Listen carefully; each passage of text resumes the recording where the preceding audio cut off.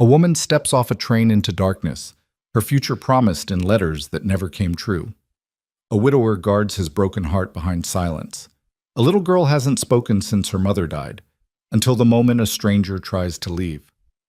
Please don't let us be alone again. 5 words that will shatter 3 lives and rebuild them into something neither loneliness nor loss can destroy.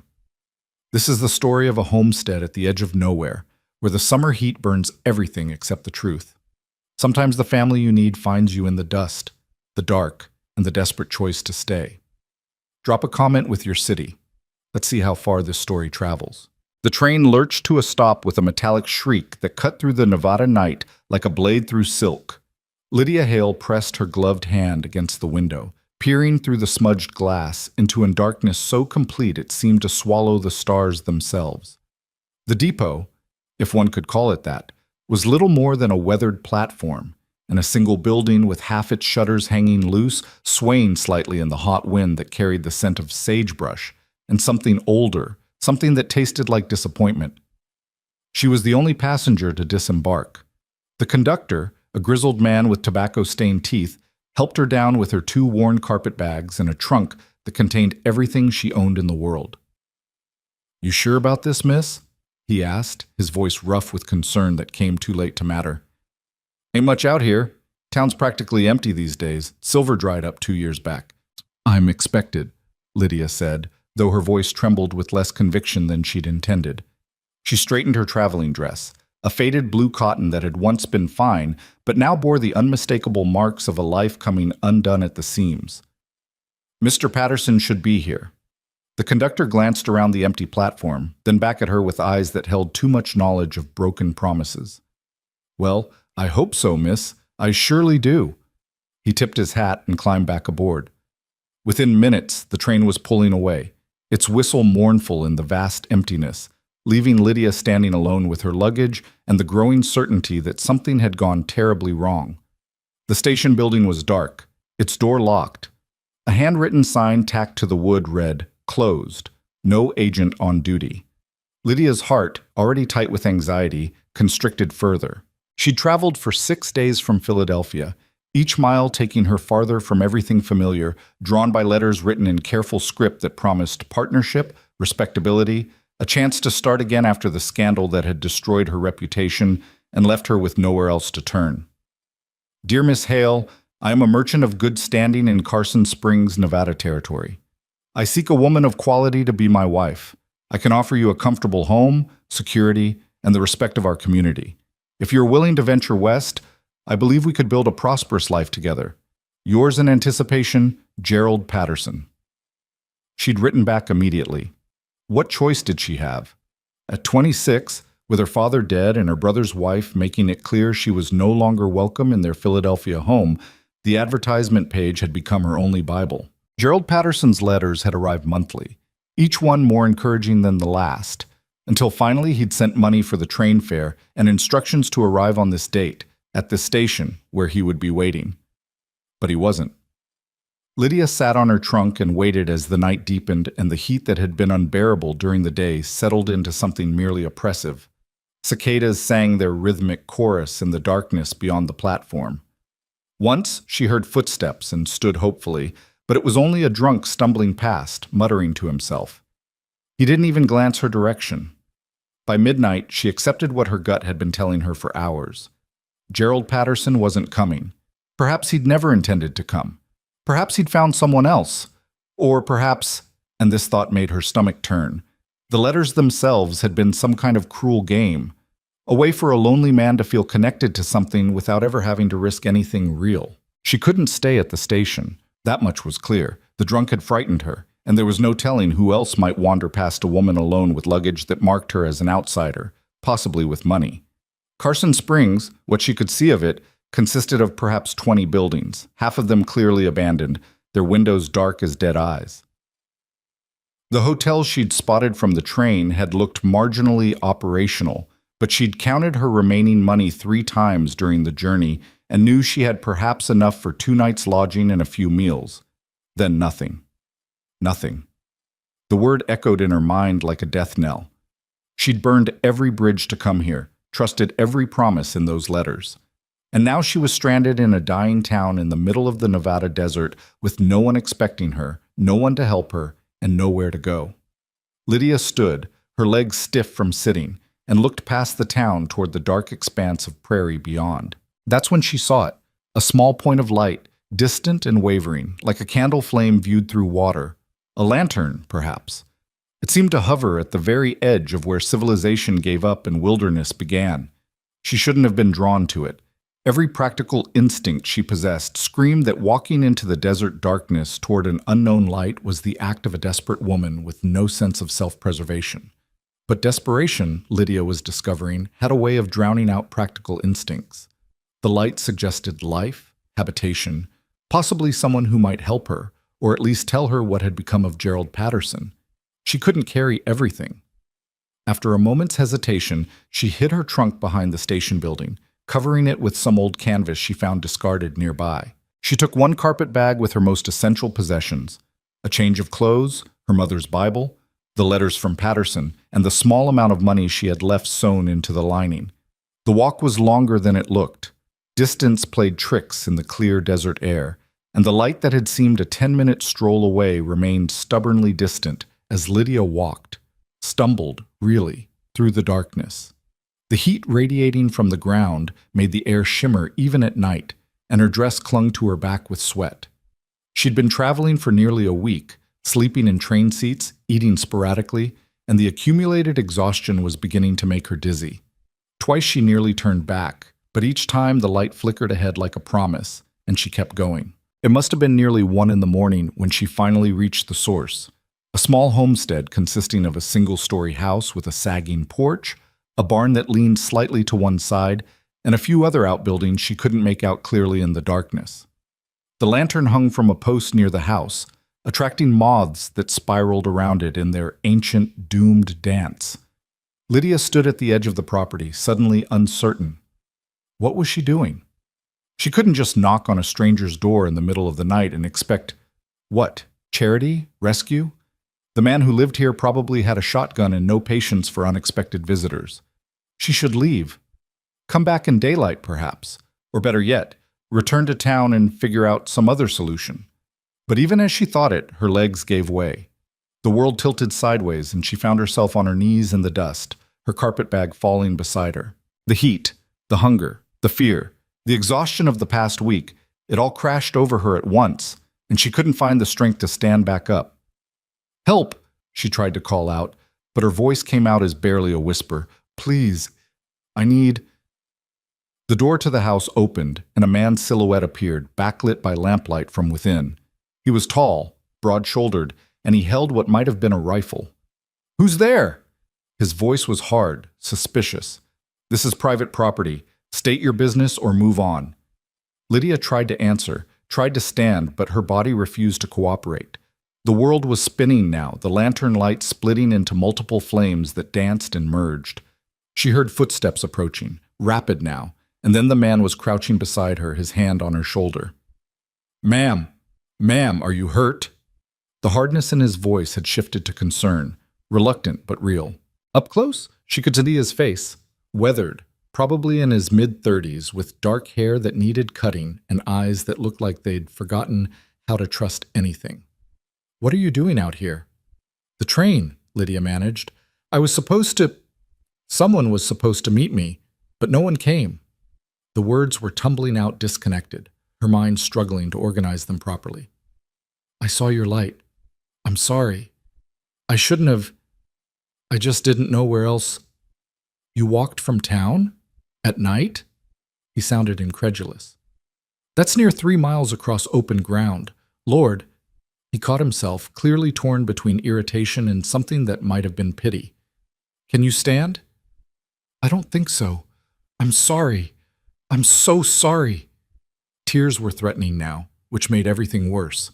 Lydia Hale did not cry, had not cried since her father's funeral, and certainly wasn't going to start now in front of a strange man in the middle of nowhere. But her body seemed to have other ideas. The man stood, clearly wrestling with some internal debate. "Stay here," he finally said, and disappeared back into the house. Lydia heard voices inside, his and another, higher, younger, a child's voice. When he returned, he was carrying a blanket. The house ain't appropriate for a strange woman at night. My daughter's inside, and I won't have gossip. But the barn's got clean hay, and it's at least shelter. You can stay there until morning, then you'll need to move on. I don't take in strays. The word should have stung, but Lydia was too exhausted to feel anything but relief. Thank you, she whispered. Just until morning, I promise.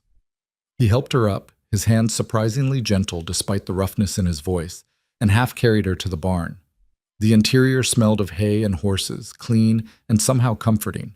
He led her to a corner where the hay was piled thick and spread the blanket over it. There's water in the bucket there. It's for the animals, but it's fresh. Help yourself. Thank you, mister. Crowell. Thomas Crowell.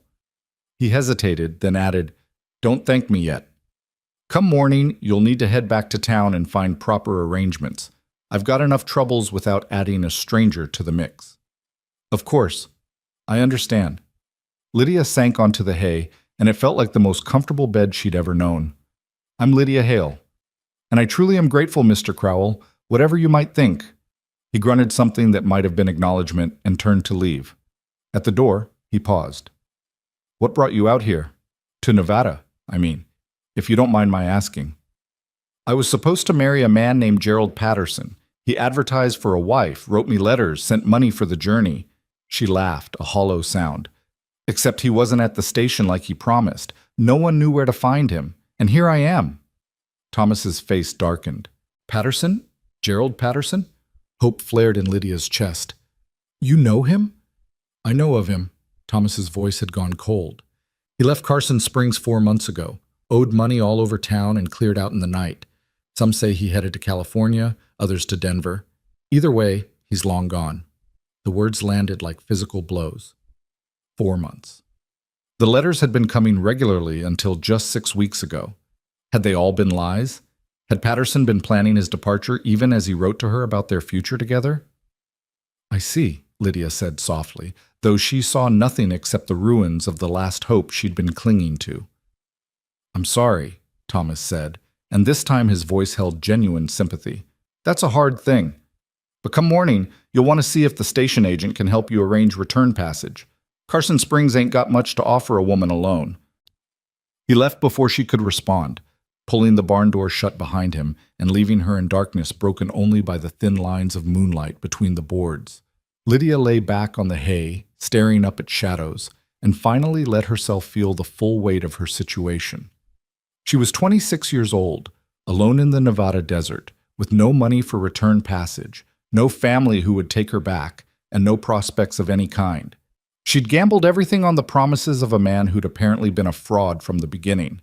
The scandal that had driven her from Philadelphia, her foolish trust in a cousin's husband who'd claimed to care for her and then blamed her when his wife discovered their correspondence, had marked her as damaged goods. No respectable household would hire her, no decent man would court her. And now this. Lydia closed her eyes, but sleep was elusive despite her exhaustion. The hay rustled beneath her with every breath, and somewhere in the rafters above an owl hooted softly, hunting. She thought of the light that had drawn her here, that small flame in the vast darkness, and wondered if it had been a beacon or a trap. Outside, the cicadas sang on, and the heat pressed down like a hand on her chest, and Lydia Hale lay in a stranger's barn wondering if morning would bring any answers at all, or just more questions she couldn't bear to face.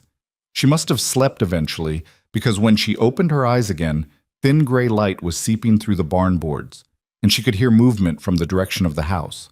A rooster crowed, and chickens clucked and scratched somewhere nearby. The normal sounds of a homestead waking, utterly mundane, except for the fact that she was lying in a barn belonging to a man she'd met in the dark, while fleeing from a future that had evaporated before it even began. Lydia sat up carefully, her body protesting every movement. She was sore, dusty, and probably looked like something that had crawled out of the desert, which, in a way, she supposed she was. She ran her fingers through her hair, trying to restore some order, and brushed the hay from her dress as best she could. The bucket of water Thomas had mentioned sat nearby. Lydia dipped her hands in, washing her face and the back of her neck, then drank deeply. The water was cool and clean, and it helped clear her head a little. She needed to think, to plan, but all she could focus on was the immediate necessity of not becoming more of a burden to Thomas Crowell than she already was. She would leave quietly. That was the plan. Gather her things, slip out before he had to come tell her to go, and walk back to Carson Springs. From there, from there she'd figure something out. She always had. The past year had taught her that survival was largely a matter of taking one small step forward when the alternative was standing still and drowning. Lydia picked up her carpet bag and moved toward the barn door, trying to be as silent as possible. The chickens outside seemed to sense movement and increase their volume, which made her wince. Through the gap in the door, she could see the house, its windows now glowing with lamplight. The homestead looked different in the early morning, still worn and weathered, but somehow less desperate than it had seemed in the darkness. Someone had tried to keep it up, she could see that. The fences were mended, even if they were made from mismatched wood. The yard was swept. It was the maintenance of someone trying to hold on, to keep things together with whatever resources they had. She pushed the door open carefully and stepped out into the morning. The air was already warm, promising another scorching day. The sky was that pale, washed-out blue that seemed endless, and the prairie stretched away in all directions, dotted with sagebrush and the occasional stunted tree. It was beautiful in its stark way, she supposed, though it was also terrifying in its emptiness. "You're up early." Lydia jumped, her hand flying to her chest. Thomas Crowell stood near the house, holding a bucket of water. In the daylight, she could see him more clearly. He was younger than she'd initially thought, probably no more than 35, but his face had the deeply carved lines of someone who'd weathered hard times. His clothes were patched but clean, and his dark eyes watched her with an expression somewhere between wariness and resignation. "I was just leaving," Lydia said quickly. "I didn't want to trouble you further. Thank you again for the shelter last night, Mr. Crowell. It was extraordinarily kind, and I—" "Have you eaten?" he interrupted. The question caught her off guard. "No, but I don't expect—" "Can't send a woman off into the heat without breakfast." He said it grudgingly, as if the words were being pulled from him against his will. "It ain't much, but there's coffee and some bread. You should eat something before you walk back." Lydia wanted to refuse on principle, to maintain what little dignity she had left, but her stomach betrayed her with an audible growl. She couldn't remember the last proper meal she'd had. "That's very generous," she said softly. "If you're certain it's not an imposition." Thomas grunted. It seemed to be his primary form of communication, and gestured toward the house. "Come on then, but just breakfast. I meant what I said last night. I can't take on responsibilities that ain't mine." "I understand completely. Just breakfast, then I'll go." She followed him to the house, acutely aware of how disheveled she must look. The porch boards creaked under their feet, and Thomas held the door open, standing aside to let her enter first. The interior was dim after the bright morning light, but as her eyes adjusted, Lydia took in a single large room that served as kitchen, dining area, and living space combined. A small fireplace stood cold now, in summer, and a cast-iron stove radiated heat from the breakfast cooking. The furniture was simple but well-made. A table with 4 chairs, a rocking chair by the window, a few shelves holding books and dishes. And sitting at the table, watching Lydia with enormous dark eyes, was the child she'd heard last night. The little girl couldn't have been more than 6 or 7 years old. She had her father's dark hair, worn in 2 braids, and she was wearing a faded calico dress that had been carefully patched at the hem. But it was her expression that struck Lydia most, an overwhelming sadness that no child should carry, paired with an intensity of focus that suggested she was trying to understand everything about Lydia in a single glance. "Elsie," Thomas said quietly, "this is Miss Hale. She'll be joining us for breakfast, then heading back to town. Miss Hale, this is my daughter, Elsie." "Hello, Elsie," Lydia said gently, offering what she hoped was a warm smile. "It's lovely to meet you." The child didn't respond, didn't even nod. She just continued staring with those dark, bottomless eyes. After a moment, she looked down at her plate, which held a piece of bread torn into small pieces, but otherwise untouched. "Elsie don't talk much," Thomas said, his voice carrying an undercurrent of pain. "Don't take it personal." "Of course not," Lydia murmured, though her heart ached at the sight of the silent child. She'd seen that kind of grief before. that retreating into silence when the world became too much to bear. Thomas gestured to a chair. Sit. I'll pour the coffee. Breakfast was simple. Black coffee, thick slices of bread that was a day or two old but still edible, and a small pot of preserves that looked homemade. Thomas ate mechanically, his focus primarily on his daughter, encouraging her to eat with quiet words that Elsie ignored. The child picked at her bread, rearranging the pieces, but Lydia noticed that very little actually made it to her mouth. "How long have you lived here, Mr. Crowell?" Lydia asked, trying to fill the uncomfortable silence. 4 years, came out from Missouri, thought I'd try my hand at farming. His laugh was bitter. Turned out the land's better at growing rocks than crops, but we manage. I do some work in town when it's available, odd jobs, repairs. It's enough to get by. It's a beautiful place, Lydia offered, though she wasn't sure beautiful was the right word. Austere, perhaps. Unforgiving. It's isolated, Thomas corrected, but that has its advantages. No one bothers us out here. The implication was clear. He preferred it that way. No one bothering him meant no one helping him either. No one to notice when a little girl stopped talking or eating properly. Lydia wondered briefly what had happened to Elsie's mother, but knew better than to ask. The answer was written in Thomas's grief-hardened face and his daughter's silence. They ate without further conversation, and Lydia forced herself to finish every bite despite the bread sitting heavy in her nervous stomach.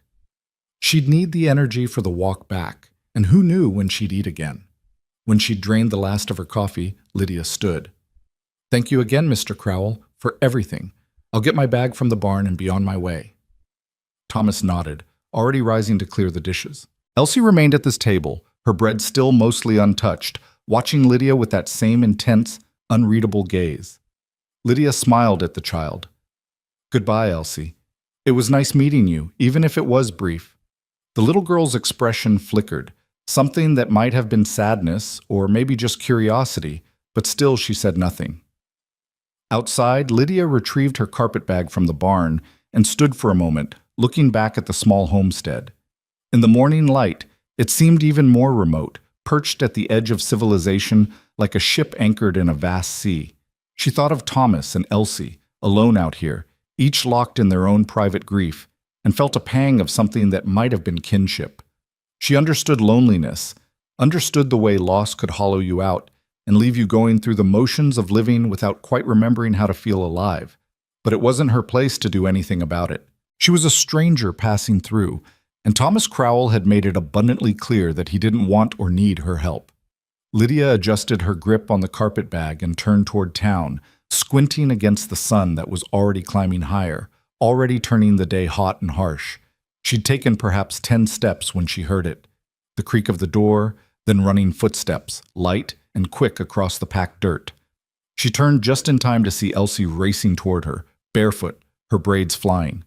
The child's face was desperate, terrified, and before Lydia could react, Elsie had grabbed her hand with both of her own small ones, holding on with a grip that was surprisingly strong. "Please," Elsie whispered, and the sound of her voice, thin, fragile, barely audible, cut through the morning like a cry. "Please don't let us be alone again." The world seemed to stop in that moment. Lydia stood frozen, staring down at the small hands clutching hers, at the desperate face of a child who had just spoken her first words in what must have been months. Behind Elsie, Thomas had emerged from the house and now stood on the porch, his face gone white with shock, one hand braced against the doorframe as if he needed it to stay upright. "Elsie?" His voice cracked on the name. "Elsie, did you just—" But the little girl wasn't looking at her father. Her entire focus was on Lydia, those dark eyes brimming with tears that hadn't yet fallen, her small body trembling with the effort of whatever courage it had taken to speak after so much silence. "Please," she whispered again, and this time the word broke in the middle. Lydia's carpet bag slipped from her fingers and hit the dust. She knelt slowly, bringing herself to Elsie's eye level, and gently placed her free hand over the two small ones still gripping her so tightly. "I'm here," she said softly. "I'm right here, sweetheart." Thomas crossed the yard in 3 long strides, but when he reached them, he seemed uncertain what to do, his hands hovering near his daughter, but not quite touching her, as if he feared she might shatter. "Elsie, baby, you talked. You said words." His voice was thick with emotion, wonder and pain mixing together. Can you say more? Elsie shook her head mutely, and Lydia could feel the child's grip tightening, her small body pressing closer as if seeking protection. From what, Lydia couldn't say. Certainly not from Thomas, who was looking at his daughter with such raw hope it was almost painful to witness. "Mr. Crowell," Lydia said quietly, keeping her voice steady despite the chaos of feelings swirling through her. "Perhaps we should all go back inside. It's getting hot out here." He nodded slowly, seeming grateful for the suggestion, for someone else making a decision when his own mind was clearly reeling. Yes. Elsie didn't release Lydia's hand as they walked back to the house, and Lydia didn't try to pull away. Inside, the air was only marginally cooler, but at least they were out of the direct sun that was already beating down with relentless intensity. Thomas pulled out a chair at the table, and Lydia sat, Elsie immediately climbing into her lap and curling against her chest like a much younger child seeking comfort. Thomas sat across from them, his hands flat on the table, staring at his daughter as if she were something miraculous and terrifying all at once. "She hasn't spoken in 8 months," he said hoarsely. Not since her mother died." The words hung in the air, heavy with grief. Lydia stroked Elsie's hair gently, feeling the child's rapid heartbeat against her own. "I'm so sorry," she murmured. "That must have been incredibly difficult for both of you." "Difficult." Thomas laughed, a harsh sound without humor. "That's one word for it. The doctor said it was shock, grief, said she'd talk again when she was ready, that I shouldn't force it. But 8 months and not a word. I'd started to think—" He couldn't finish the sentence, couldn't voice whatever fear had been growing in him all these silent months. "Children heal in their own time," Lydia said, though she felt painfully unqualified to offer comfort. What did she know about children, about loss on this scale? Her own losses had been different, scandal and social death rather than the physical death of a parent, but perhaps all grief spoke the same language in the end. "Why you?" Thomas asked suddenly, and there was no accusation in the question, only genuine confusion. "She doesn't warm to strangers. Hell, she barely tolerates the few neighbors who still check on us. What made you different?" Lydia looked down at Elsie, at the dark head tucked under her chin, and realized she didn't have an answer. "I don't know," she admitted. "Perhaps because I'm leaving? Perhaps it's easier to reach out to someone who isn't staying, someone who can't—" She stopped herself, aware that she was treading into dangerous territory. "Someone who can't disappoint her by staying and then dying anyway?" Thomas finished, his voice bitter. "Yeah, that thought's occurred to me too." They sat in silence for several minutes, the only sound Elsie's quiet breathing and the ticking of a clock somewhere in the room. Outside, the chickens continued their morning routine, oblivious to the small miracle that had just occurred, and the heat continued its steady climb toward unbearable.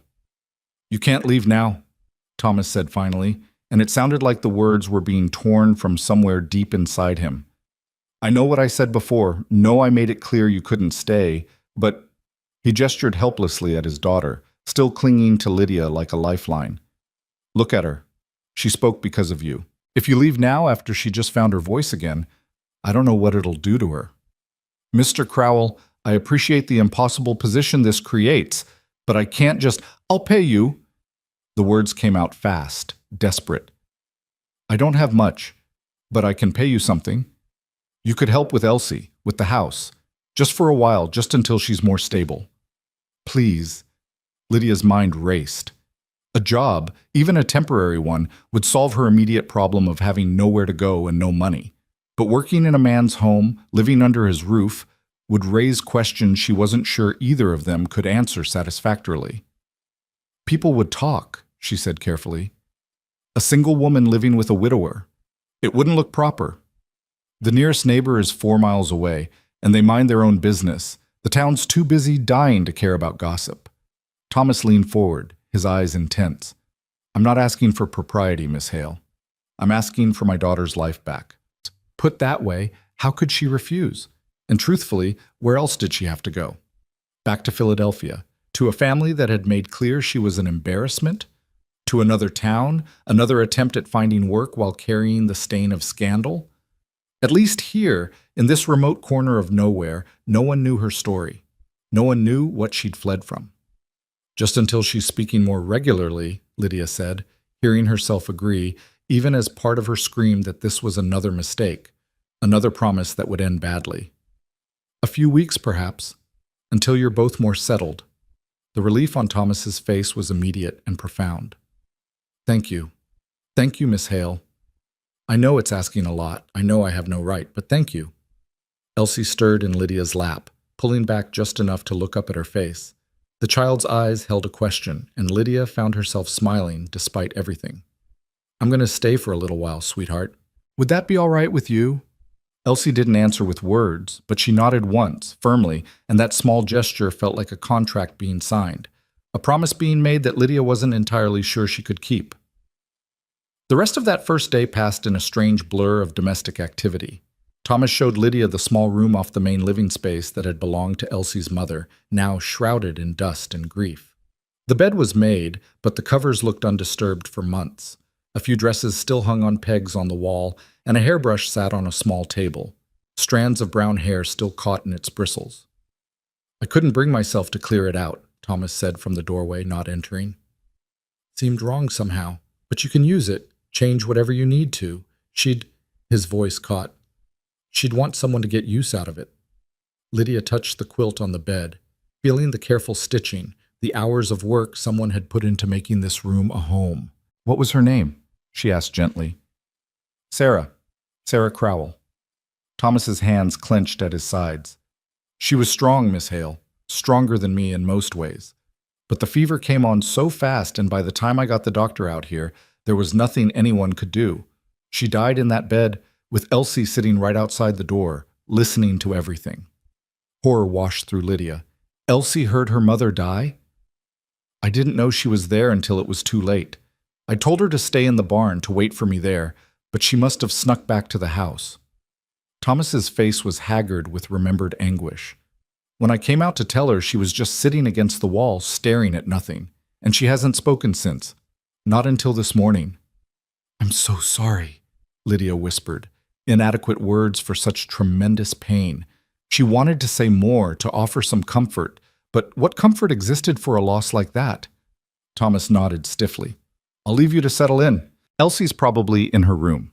She spends most of her time in there, drawing pictures. She used to draw flowers and birds. Happy things. Now she just draws the same thing over and over. He didn't elaborate on what that thing was, and Lydia didn't ask. Once Thomas had gone back outside to tend to his chores, Lydia sat on Sarah Crowell's bed and let herself process everything that had happened in the last 24 hours. She'd arrived expecting a husband, a new life, and found instead abandonment and betrayal. She'd sought shelter from a stranger and ended up entangled in a grief so profound it had stolen a child's voice. And now she was living in a dead woman's room, wearing a dead woman's apron that Thomas had silently handed her, trying to figure out how to help people she didn't know and hadn't asked to save. The absurdity of it would have been funny if it weren't so desperately sad. A soft knock on the doorframe made her look up. Elsie stood there holding a piece of paper and a stub of charcoal. She held them out wordlessly, and Lydia took them, looking down at the drawing. It showed a house, simple and square, with 3 stick figures standing in front of it, 2 tall ones and 1 small one in the middle, holding both their hands. Is this us? Lydia asked gently. You and your father and me? Elsie nodded, then pointed at the paper, then at Lydia, then at herself. The meaning was clear enough. This is what I want. This is what I hope for. Lydia's throat tightened. I'm only staying for a little while, Elsie. You understand that, don't you? Just until you're feeling better. But Elsie shook her head stubbornly and pointed again at the drawing, at the 3 figures standing together. Then she took Lydia's hand and tugged gently, leading her out of Sarah's room and into her own small space. Elsie's room was tiny, barely large enough for a narrow bed and a small chest, but every surface was covered with drawings. They were pinned to the walls, stacked on the chest, scattered across the bed. And Thomas had been right. They were all the same. Every single one showed a woman lying down, her eyes closed, surrounded by darkness. Sometimes there were tears falling from the woman's face. Sometimes there were flowers scattered around her, but always the same image, drawn over and over and over again by a child trying to process the unprocessable. "Oh, sweetheart," Lydia breathed, understanding flooding through her. This was how Elsie had been speaking, the only way she knew how. Through these pictures, she'd been screaming the words she couldn't voice. "I saw her. I remember. I can't forget." Elsie watched Lydia's face anxiously, as if worried she'd be scolded for the drawings.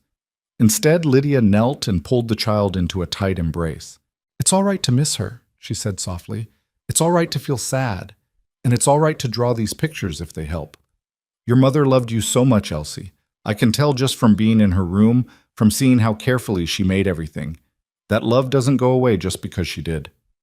Elsie clung to her, and Lydia felt dampness on her shoulder, tears finally, after 8 months of silence. They stood there together, Lydia holding this child she barely knew, while outside the heat pressed down and the day stretched ahead with all its uncertainties. When Elsie finally pulled back, her eyes were red but somehow clearer, as if crying had washed away some of the fog that had been surrounding her. She picked up a fresh piece of paper and her charcoal and began to draw. This time she drew a woman standing up, her eyes open, with the sun overhead. It was crude, as all children's drawings were, but the difference was stark. This woman was alive. "That's beautiful," Lydia said truthfully. "Should we show your father?" Elsie hesitated, then nodded. Together, they went outside where Thomas was mending a section of fence that had come loose. He looked up as they approached, wariness and hope warring on his face. "Papa," Elsie said, so quietly Lydia almost didn't hear it. "Look." Thomas dropped the hammer he'd been holding. It hit the ground with a dull thud. "Elsie? You called me Papa?" Elsie nodded and held up the drawing. Thomas took it with shaking hands, staring at the simple picture as if it contained all the secrets of the universe. "You drew something different," he said, his voice rough. "Something happy." "Miss Lydia said it's okay to miss Mama," Elsie whispered. "But it's okay to be happy too." Thomas's eyes met Lydia's over his daughter's head, and in them she saw gratitude so profound it was almost painful. "Thank you," he mouthed silently. Lydia nodded, not trusting her own voice. What had she done? She'd agreed to stay for a few weeks to help a child heal, but already she could feel the threads of connection forming, dangerous and delicate. She'd come to Nevada to escape entanglement, and here she was getting tangled up in the lives of two people who needed far more than she knew how to give. The days that followed fell into a rhythm that surprised Lydia with its comfort. She rose before dawn, when the air was still cool enough to breathe, and prepared breakfast while Thomas did the morning chores. Elsie would emerge from her room slowly, cautiously, as if testing whether yesterday's breakthrough had been real or imagined. And each day, she would take Lydia's hand at the table, a silent request for reassurance that Lydia never refused. Breakfast conversation was minimal at first. Thomas was not a talkative man by nature, and Elsie's words came in careful dribs and drabs, as if she were rationing them, afraid they might run out. But gradually, as the week progressed, the silence became less heavy. Thomas would mention needing to ride into town for supplies. Elsie would ask Lydia to help her gather eggs. Small exchanges, ordinary and mundane, but each one felt like a small victory against the grief that had held this household in its grip. Lydia threw herself into making the house livable again. Sarah's room became hers in truth, though she carefully stored away the other woman's possessions with respect, folding the dresses and placing them in the chest, wrapping the hairbrush in cloth. She scrubbed floors that hadn't been properly cleaned in months, beat dust from curtains, reorganized the kitchen shelves so she could find what she needed. It was work she'd never done before. Her family had employed servants for such things, but she found an unexpected satisfaction in it, in taking something broken and making it whole again. Thomas watched her work with a mixture of amazement and discomfort. "You don't have to do all that," he said one afternoon, finding her scrubbing the front porch. "I hired you to help with Elsie, not to be a housemaid." "Elsie lives in this house," Lydia pointed out, pushing a strand of hair from her sweaty forehead. "A clean, organized home will be better for her. Besides, I need to earn my keep." "You're earning it by giving me my daughter back." Thomas's voice was quiet but intense. "The rest is extra." Lydia sat back on her heels, studying him. In the time she'd been here, she'd begun to understand Thomas Crowell better. He was a proud man, made uncomfortable by accepting help, by being vulnerable. His solution to grief had been to retreat, to isolate, to handle everything alone. But isolation hadn't worked. It had only made things worse for him and for Elsie. Now he was being forced to let someone in, and it clearly didn't sit easy with him. "Mr. Crowell," she said gently, "there's no shame in needing help. We all need it sometimes." He looked away, jaw tight. I should have been enough for her. A father should be enough. A father is not meant to be everything. Children need more than one person in their lives, more than one kind of love. Lydia stood, wringing out her rag. "You've done remarkably well under impossible circumstances, but you don't have to do it alone anymore. At least not for now." The "for now" was deliberate, a reminder to both of them that this was temporary, that she would be leaving eventually. But even as she said it, Lydia felt something twist in her chest, something that whispered this was already more than temporary, that she was already becoming attached in ways that would hurt when it came time to leave. Thomas must have heard something in her voice because his eyes sharpened. "How long are you planning to stay, Miss Hale? Really?" "I don't know," Lydia admitted. "I suppose until Elsie is fully speaking again, until she seems stable. A few more weeks, perhaps? And then what? Where will you go?" It was the question Lydia had been avoiding asking herself. "I'll figure something out. Perhaps there's work in Carson Springs or another town. I'm adaptable." "Are you?" Thomas's tone was skeptical. "Because you don't strike me as someone who's accustomed to frontier living, Miss Hale. Your hands are soft, your manners are refined. You come from somewhere else, somewhere comfortable. What brought you so low that you'd answer a marriage advertisement from a con artist?" The question was invasive, but Lydia found she didn't have the energy to be offended. "My father died," she said simply. "He left debts. My brother's wife didn't want me staying with them. And then there was an incident. Someone told lies about me, or perhaps truths that looked like lies. Either way, Philadelphia became impossible. So yes, I answered an advertisement. It seemed like the best of my limited options." She met his eyes squarely. "We all have our stories, Mr. Crowell. We all have reasons for ending up in places we never expected to be sub." Something in Thomas's expression softened. "I suppose that's true enough. I'm sorry about your father, and about whoever hurt you. And I'm sorry about Sarah, about everything you and Elsie have endured." They stood there for a moment, two damaged people acknowledging each other's wounds, and Lydia felt the dynamics between them shift slightly. Not quite friendship, that would take longer, but perhaps the beginning of mutual respect. "I need to ride into town tomorrow," Thomas said abruptly. "Get some supplies. Check on a job someone mentioned might be available. Would you be all right here with Elsie?" "Of course. We'll manage fine. She's never been alone with anyone but me since Sarah died. If she gets upset, then I'll comfort her. Mr. Crowell, I'm not going to let anything happen to your daughter. You have to trust me at least that much." Thomas nodded slowly. "I do trust you. That's what worries me. I've learned not to trust easily, Miss Hale. It's safer that way, but you've made that impossible." He walked away before she could respond, leaving Lydia standing on the half-scrubbed porch, her heart doing complicated things in her chest that she absolutely did not want to examine too closely.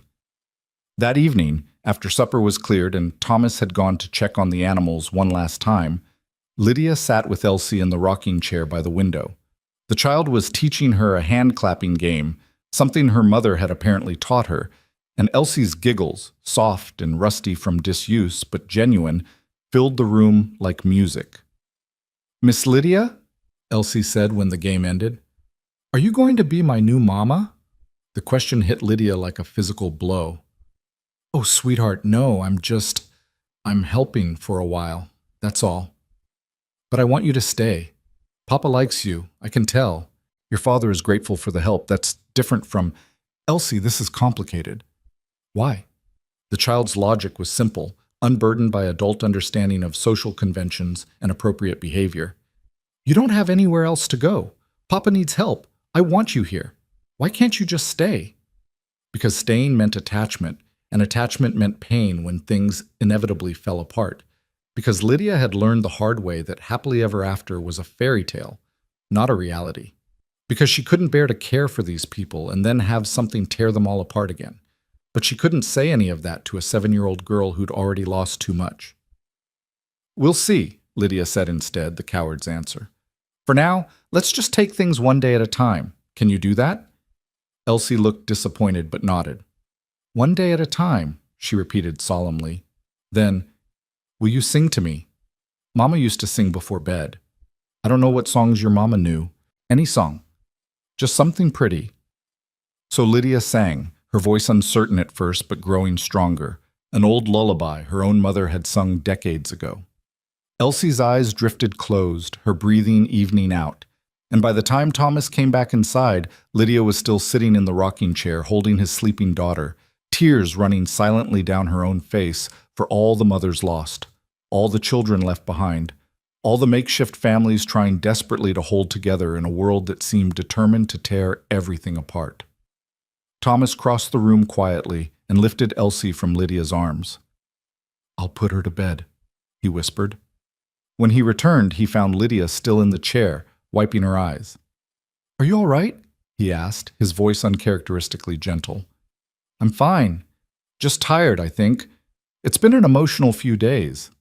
"That's one way to put it." Thomas pulled out a chair from the table and sat, facing her. "She asked you to stay permanently, didn't she? I heard part of your conversation."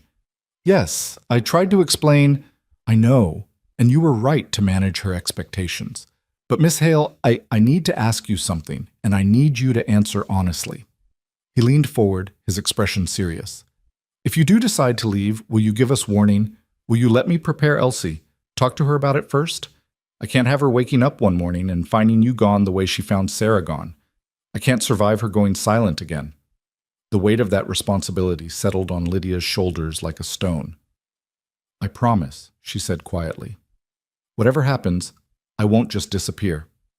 You have my word." Thomas nodded, seeming satisfied. "That's all I ask. Now you should get some rest. Tomorrow will be busy with me gone." Lydia did go to bed, but sleep was elusive.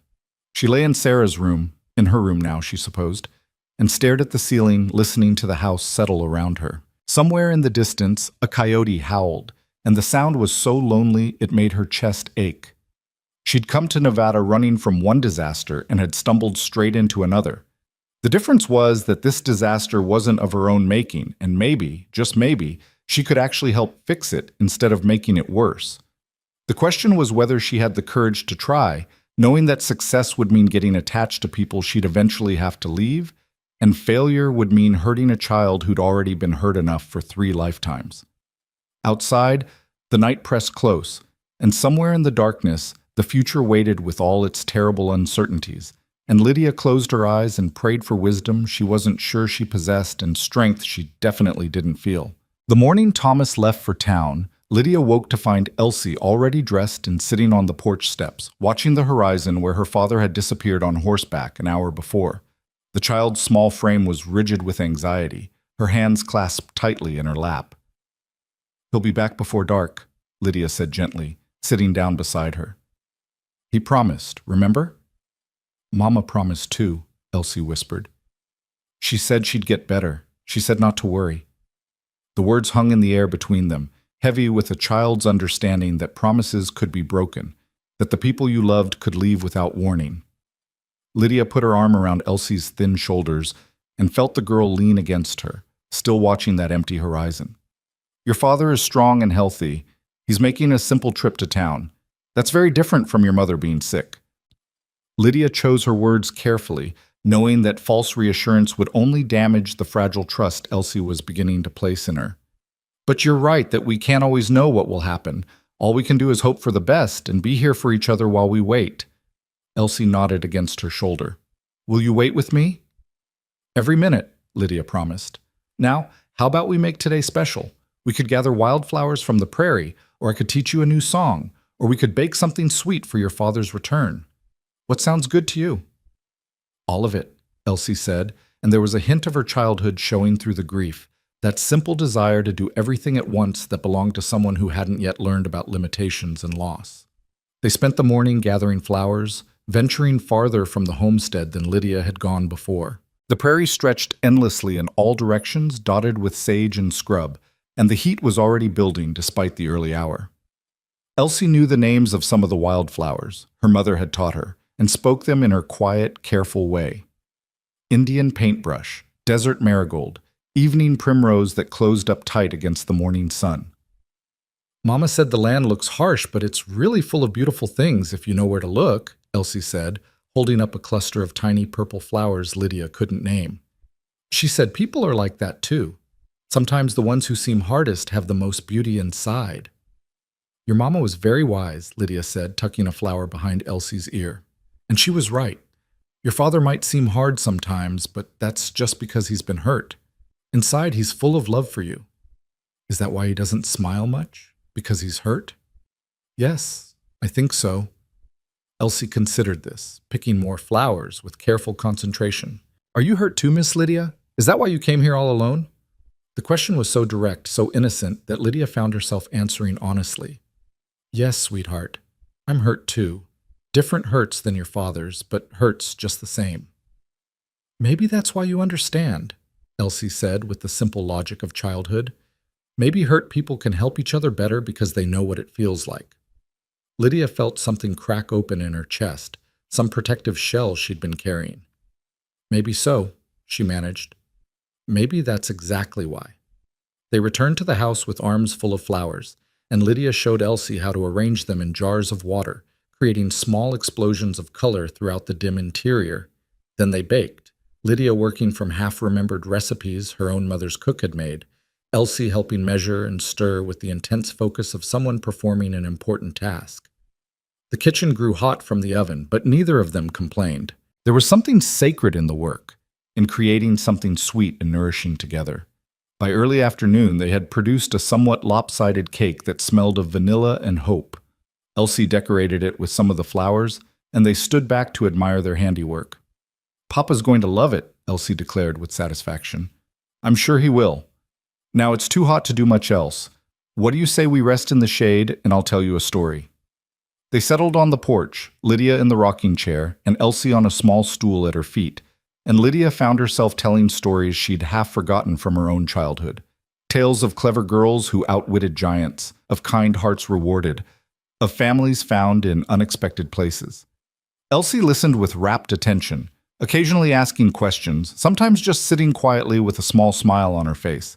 The afternoon stretched long and drowsy, and at some point Elsie fell asleep leaning against Lydia's legs, her breathing soft and even. Lydia continued rocking gently, not wanting to disturb the child, watching the heat shimmer across the prairie and thinking about hurt people helping each other, about beauty hidden in harsh places, about how she'd somehow stumbled into something that felt dangerously close to belonging. The sun was beginning its slow descent toward the horizon when Lydia spotted movement in the distance, a rider coming fast. Too fast. Her stomach clenched with sudden dread. Thomas had said he'd be back before dark, but this was earlier than expected, and there was something urgent in the way the horse was being driven. "Elsie," she said gently, shaking the child's shoulder. "Elsie, wake up. Someone's coming." Elsie jerked awake, immediately anxious. "Is it Papa?" "I think so. But something might be wrong. He's riding very fast." They both stood, watching as the rider grew closer, resolving into Thomas on his bay horse, pushing the animal harder than was wise in the heat. When he finally reached the yard, he dismounted before the horse had fully stopped, his face grim and set. "Papa!" Elsie ran to him, but stopped short at his expression. "What's wrong?" Thomas pulled her into a quick, fierce hug, then looked at Lydia over his daughter's head. "We need to talk."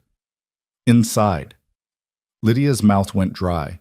Something in his tone, and the way he wouldn't quite meet her eyes, told her that whatever news he'd brought back from town was going to change everything.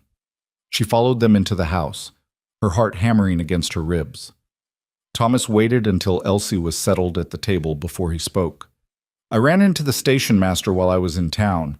He had something for you, Miss Hale. A telegram that came 2 days ago. He didn't know where to find you to deliver it." He pulled a folded paper from his pocket and set it on the table. Lydia stared at it as if it were a snake.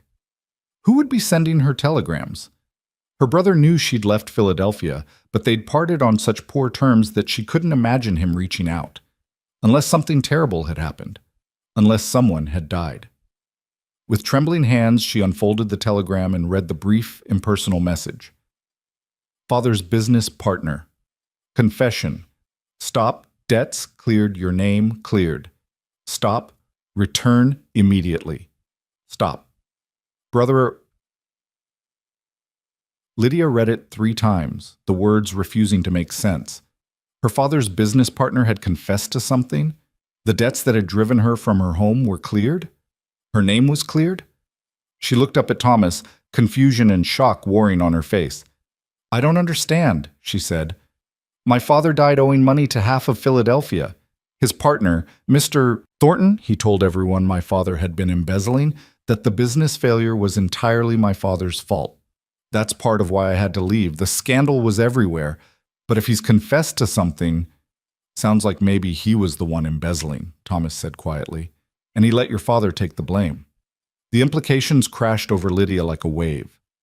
If the debts were cleared, if her name was cleared, then she could go home. She could reclaim her position in Philadelphia society, could stay with her brother without being a burden or an embarrassment, could rebuild the life she'd lost. Everything she'd left behind, everything she'd mourned, could be hers again. You're leaving, Elsie said, her voice small and breaking. You're going back to Philadelphia. I don't know, Lydia said, though even as she spoke, she knew it wasn't true. Of course she would go back. What choice did she have? This opportunity might not come again. If she stayed here, what would she be? A housekeeper in a widower's home, living on the charity of a man who'd made clear from the beginning that her presence was temporary? She couldn't build a life on that foundation. But the look on Elsie's face was destroying her. When? Thomas asked, his voice carefully neutral. When would you need to leave? There's a train day after tomorrow. If I'm going to go, that would be the logical time. Lydia's mind was racing, trying to think through all the implications, all the logistics.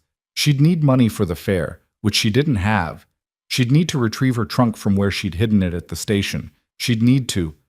I'll take you to the station, Thomas said. I'll give you money for the fare. Consider it payment for the work you've done here. No. Elsie stood up so fast her chair fell backward with a crash. No, you can't go.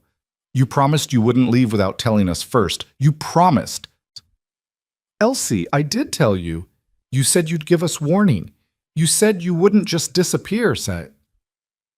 Tears were streaming down the child's face now, her voice rising to something close to a scream. 2 days isn't warning. 2 days isn't enough. Elsie, calm down. Thomas reached for his daughter, but she jerked away from him, backing toward the door. You're just like Mama. You said you'd stay. You made me trust you, and now you're leaving. Everyone leaves. Her small body was shaking with the force of her emotions, 8 months of buried grief and fear pouring out all at once. I hate you. I hate you for making me love you. She ran from the house before either of them could stop her, the door slamming behind her. Through the window, Lydia watched her race toward the barn, her small figure stumbling in her haste. I should go after her, Lydia said, already moving toward the door. No. Thomas's hand on her arm stopped her. Let her be for a moment. She needs to cry this out. If you go now, you'll just make it worse. I made it worse by agreeing to stay in the first place.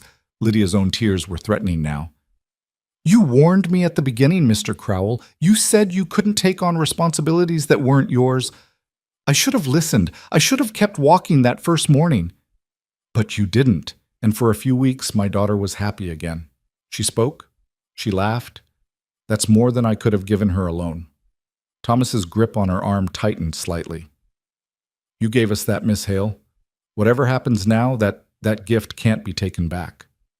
It feels like I'm taking it back. It feels like I'm abandoning you both. You're not abandoning us. You're going back to your real life, the life you should have had all along. That's different. But was it? Lydia wasn't sure anymore. Philadelphia suddenly seemed very far away, a dream from another lifetime. The woman who'd left there 3 weeks ago felt like a stranger. Could she really go back and pretend none of this had happened? That she hadn't held a grieving child and felt her speak for the first time in months? That she hadn't scrubbed floors and gathered eggs and learned the names of desert wildflowers? I don't know what to do, she admitted. Part of me wants to stay, but that's not rational. I have nothing here. No security, no future. In Philadelphia, I have family, a home, a chance at a normal life. Then go, Thomas said, and his voice had gone hard again, defensive. You're right. You have nothing here. We're not your responsibility, Miss Hale. We managed before you came, and we'll manage after you're gone. He released her arm and walked to the window, staring out toward the barn where his daughter was hiding. The set of his shoulders told Lydia that the conversation was over, that he'd retreated back behind the walls he'd briefly lowered. She wanted to say something more, to explain, to make him understand, but what was there to say? He was right. She had no real claim on this life, no justification for staying beyond sentiment and a child's tears. Lydia went to her room, Sarah's room, and sat on the bed, the telegram still clutched in her hand. She should be overjoyed. She should be packing, planning, celebrating this incredible stroke of fortune. Her name was cleared. She could go home. So why did it feel like she was being torn in half? That night, none of them ate dinner. Elsie stayed in the barn until well after dark, and when she finally emerged, she went straight to her room without speaking to either Lydia or Thomas. Lydia could hear her crying through the thin walls, soft, heartbroken sobs that cut deeper than screaming would have. Thomas sat at the table, a glass of whiskey in front of him that he didn't drink, just stared at. Lydia sat across from him, the silence between them heavy with everything they weren't saying. I'll write to her, Lydia finally said. From Philadelphia. I'll send letters so she knows I'm thinking of her. Letters? Thomas laughed bitterly. Letters from someone she'll never see again. That'll be a real comfort. What do you want me to do? Lydia demanded, frustration breaking through her guilt. Stay here out of obligation? Build a life on nothing but a child's attachment and your temporary gratitude? We both know that's not sustainable. Eventually, you'll resent me for being here, for costing money you don't have, for not being Sarah. And then what? We'll all be miserable instead of just sad. You're right, Thomas said flatly. You should go. Tomorrow, if possible. No point dragging it out. Tomorrow? Lydia felt her stomach drop. But I said the day after. Why wait? The longer you stay, the harder it'll be for Elsie. Better to rip the bandage off fast. I'll take you to town at first light. You can wait at the hotel until the train comes. I'll pay for the room and the fare, like I said. It was the cruelty of kindness, Lydia realized. He was trying to make this easier by making it brutal, by removing any chance for second thoughts or drawn-out goodbyes. And perhaps he was right. Perhaps clean and fast was better than lingering and painful. All right, she heard herself say. Tomorrow, then. Thomas nodded and finally took a drink of his whiskey, draining half the glass in one swallow. You should pack tonight. We'll leave before Elsie wakes up. Easier that way. You want me to leave without saying goodbye to her? Lydia's voice rose in disbelief. After everything we just said about not disappearing on her? I'll explain after you're gone. I'll tell her you had to catch an early train, that there wasn't time for goodbyes. She'll be angry at me instead of hurt by you. That's absurd. She'll be hurt either way, and angry at both of us. Then let her be angry at me. I can handle her anger. I'm her father. It's my job. Thomas stood abruptly, swaying slightly. I'm going to check the animals one more time. You should get some rest. It's a long ride to town. He left before Lydia could argue further, and she sat alone in the dim lamplight, wondering how everything had fallen apart so quickly. This morning she'd been gathering flowers with Elsie, baking cake, telling stories. They'd been happy. And now, less than 12 hours later, she was preparing to leave before dawn like a thief, and a little girl was crying herself to sleep in the next room. Lydia did pack, though her hands shook so badly she could barely fold her clothes. The few things she'd unpacked, the dresses she'd borrowed from Sarah's collection, all went back into her carpet bag. She looked around the room one last time, at the quilt on the bed, and the flowers wilting in jars on the small table, and felt something inside her chest crack clean through. She couldn't sleep. How could she, knowing what dawn would bring? Instead, she lay in the darkness and listened to the house settle around her, to Elsie's eventual silence as the child cried herself into exhaustion, to Thomas's heavy footsteps when he finally came back inside much later, stumbling slightly as he made his way to his own room. Around 3 in the morning, Lydia heard Elsie's door open. Small feet padded across the main room, then stopped outside Lydia's door. She held her breath, waiting. After a long moment, there was a soft knock. "Miss Lydia?" Elsie's voice was hoarse from crying. "Are you awake?" Lydia could have pretended to sleep. It would have been easier, but she couldn't do that to the child. "Yes, sweetheart. I'm awake." The door opened slowly, and Elsie stood in the doorway, illuminated by the moonlight coming through the window. She was wearing her nightgown, her feet bare, her face swollen from tears. "I heard you and Papa talking. You're leaving in the morning." "Yes." There was no point in lying, without saying goodbye. "Your father thought it would be easier that way." "Papa's wrong." Elsie came into the room and climbed onto the bed, curling against Lydia's side the way she had that first night. "Nothing about this is easy." Lydia put her arm around the child, pulling her close. "No," she agreed softly. "Nothing about this is easy at all." They lay there together in the darkness, and Lydia felt Elsie's tears soaking through her nightgown, felt her own tears sliding silently down her face. "I'm so sorry," she whispered. "I never meant to hurt you, Elsie. I care about you so much."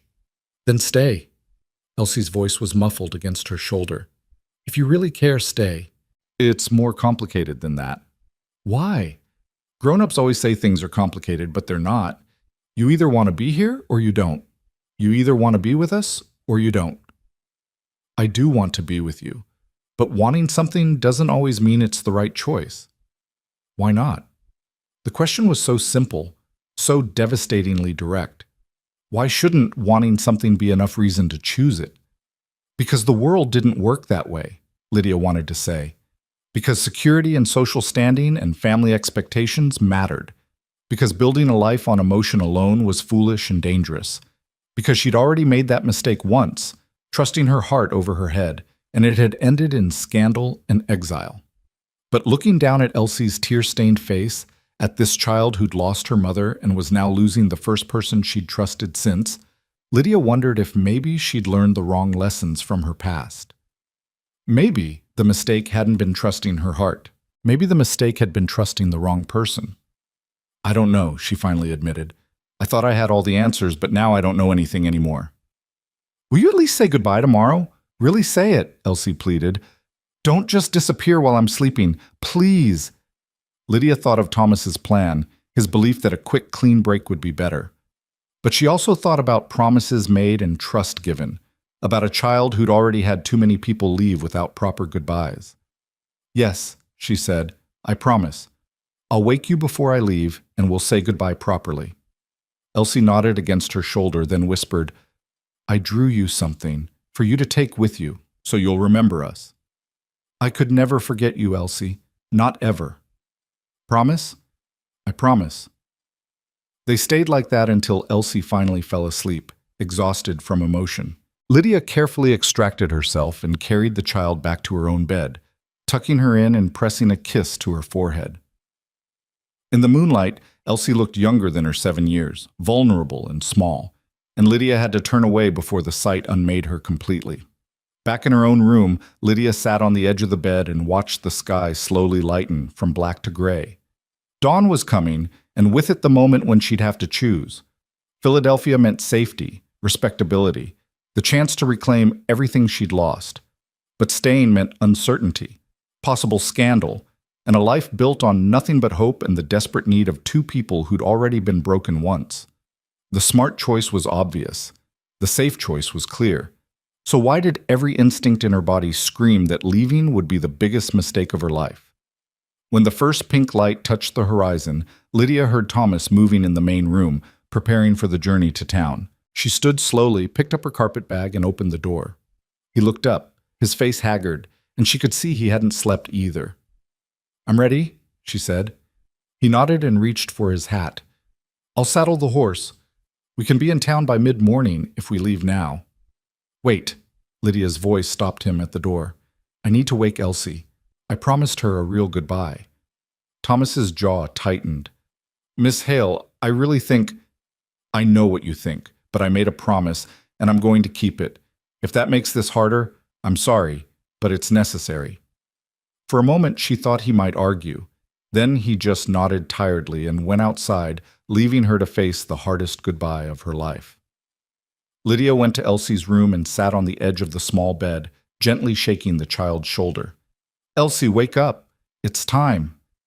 Elsie's eyes opened, and for a second there was hope in them, as if she'd thought maybe it had all been a bad dream. Then reality crashed back and her face crumpled. "You're really going?" "Yes." Lydia pulled her into a tight embrace. "But I want you to know something. These past few weeks have meant everything to me. You've taught me so much about courage and love and healing. I'll carry that with me always." "It's not enough." Elsie was crying again, clinging to Lydia with desperate strength. "I don't want you to carry memories. I want you to stay here and make new ones." "I know, sweetheart. I know." "Will you write to me? Really write, not just once and then forget." "Every week.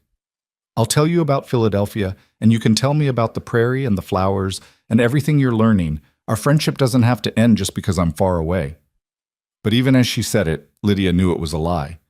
Friendships built on letters weren't the same as friendships built on shared mornings and flower gathering and cake baking. Distance would erode what they'd built here, no matter how many letters they exchanged. Eventually, the words would come less frequently, mean less, until they were just empty formalities sent out of obligation rather than love. Elsie seemed to know it too. "You're going to forget about us," she said flatly. "Once you're back with your real family, with your real life, we'll just be people you used to know." "That's not true." "Yes, it is. Mama used to tell me about her life before she came here. She had friends in Missouri, a whole town of people she knew. But after she came to Nevada, she never saw any of them again. She wrote for a while, but they stopped writing back. That's what happens. People leave, and they forget." The resignation in Elsie's voice was worse than her tears had been. This was a child learning too young that love wasn't enough, that people were temporary, that attachment only led to loss. And Lydia was teaching her that lesson, confirming every terrible truth Sarah's death had whispered. "I'm so sorry," was all Lydia could say, knowing it was inadequate. "I wish things were different." "Then make them different." Elsie pulled back, her red-rimmed eyes fierce despite the tears. "You're a grown-up. You get to choose, so choose us." Before Lydia could respond, Thomas appeared in the doorway. "The horse is ready. We need to go if you're going to make that train." Elsie turned to her father, and her voice went cold in a way that made Lydia's heart break all over again. "You're making her leave, aren't you? You're too scared to let someone stay, so you're pushing her away." "Elsie, that's not fair." Thomas's voice was strained. "Miss Hale has a life waiting for her, a real life, with her family. We can't ask her to give that up." "Why not? She's family to me." The words hung in the air, and Lydia saw Thomas flinch as if struck. She saw the moment his walls came back up completely, his face going blank and hard. "Miss Hale, the horse is waiting." There was nothing left to say. Lydia kissed Elsie's forehead one last time, whispered another promise she wasn't sure she could keep, and followed Thomas out of the house. Behind her, she heard Elsie's sobs begin again, and it took every ounce of willpower she possessed not to turn around and run back. The ride to town was silent and miserable. Thomas sat rigid in the saddle, his jaw tight, and Lydia rode behind him, her arms loosely around his waist for balance, both of them acutely aware of every point of contact and desperately trying not to be. The sun climbed higher, turning the prairie into a furnace, and dust clung to their clothes and skin. They were perhaps halfway to Carson Springs when Lydia's mind finally caught up with what her heart had been screaming since dawn. She was making a terrible mistake. Philadelphia offered safety, but it didn't offer life. It didn't offer the fierce love of a broken child or the possibility of helping someone heal. It didn't offer mornings gathering wildflowers or evenings rocking in a chair while teaching hand-clapping games. It offered respectability and security and a slow death of everything that made her feel truly alive. "Stop," she said suddenly. Thomas pulled the horse up, turning slightly to look at her over his shoulder. "What's wrong?" "Everything. This whole thing is wrong." Lydia slid down from the horse, her legs shaking. "I can't do this. I can't leave." Thomas dismounted as well, facing her with an expression she couldn't read. "Miss Hale, You're just feeling guilty.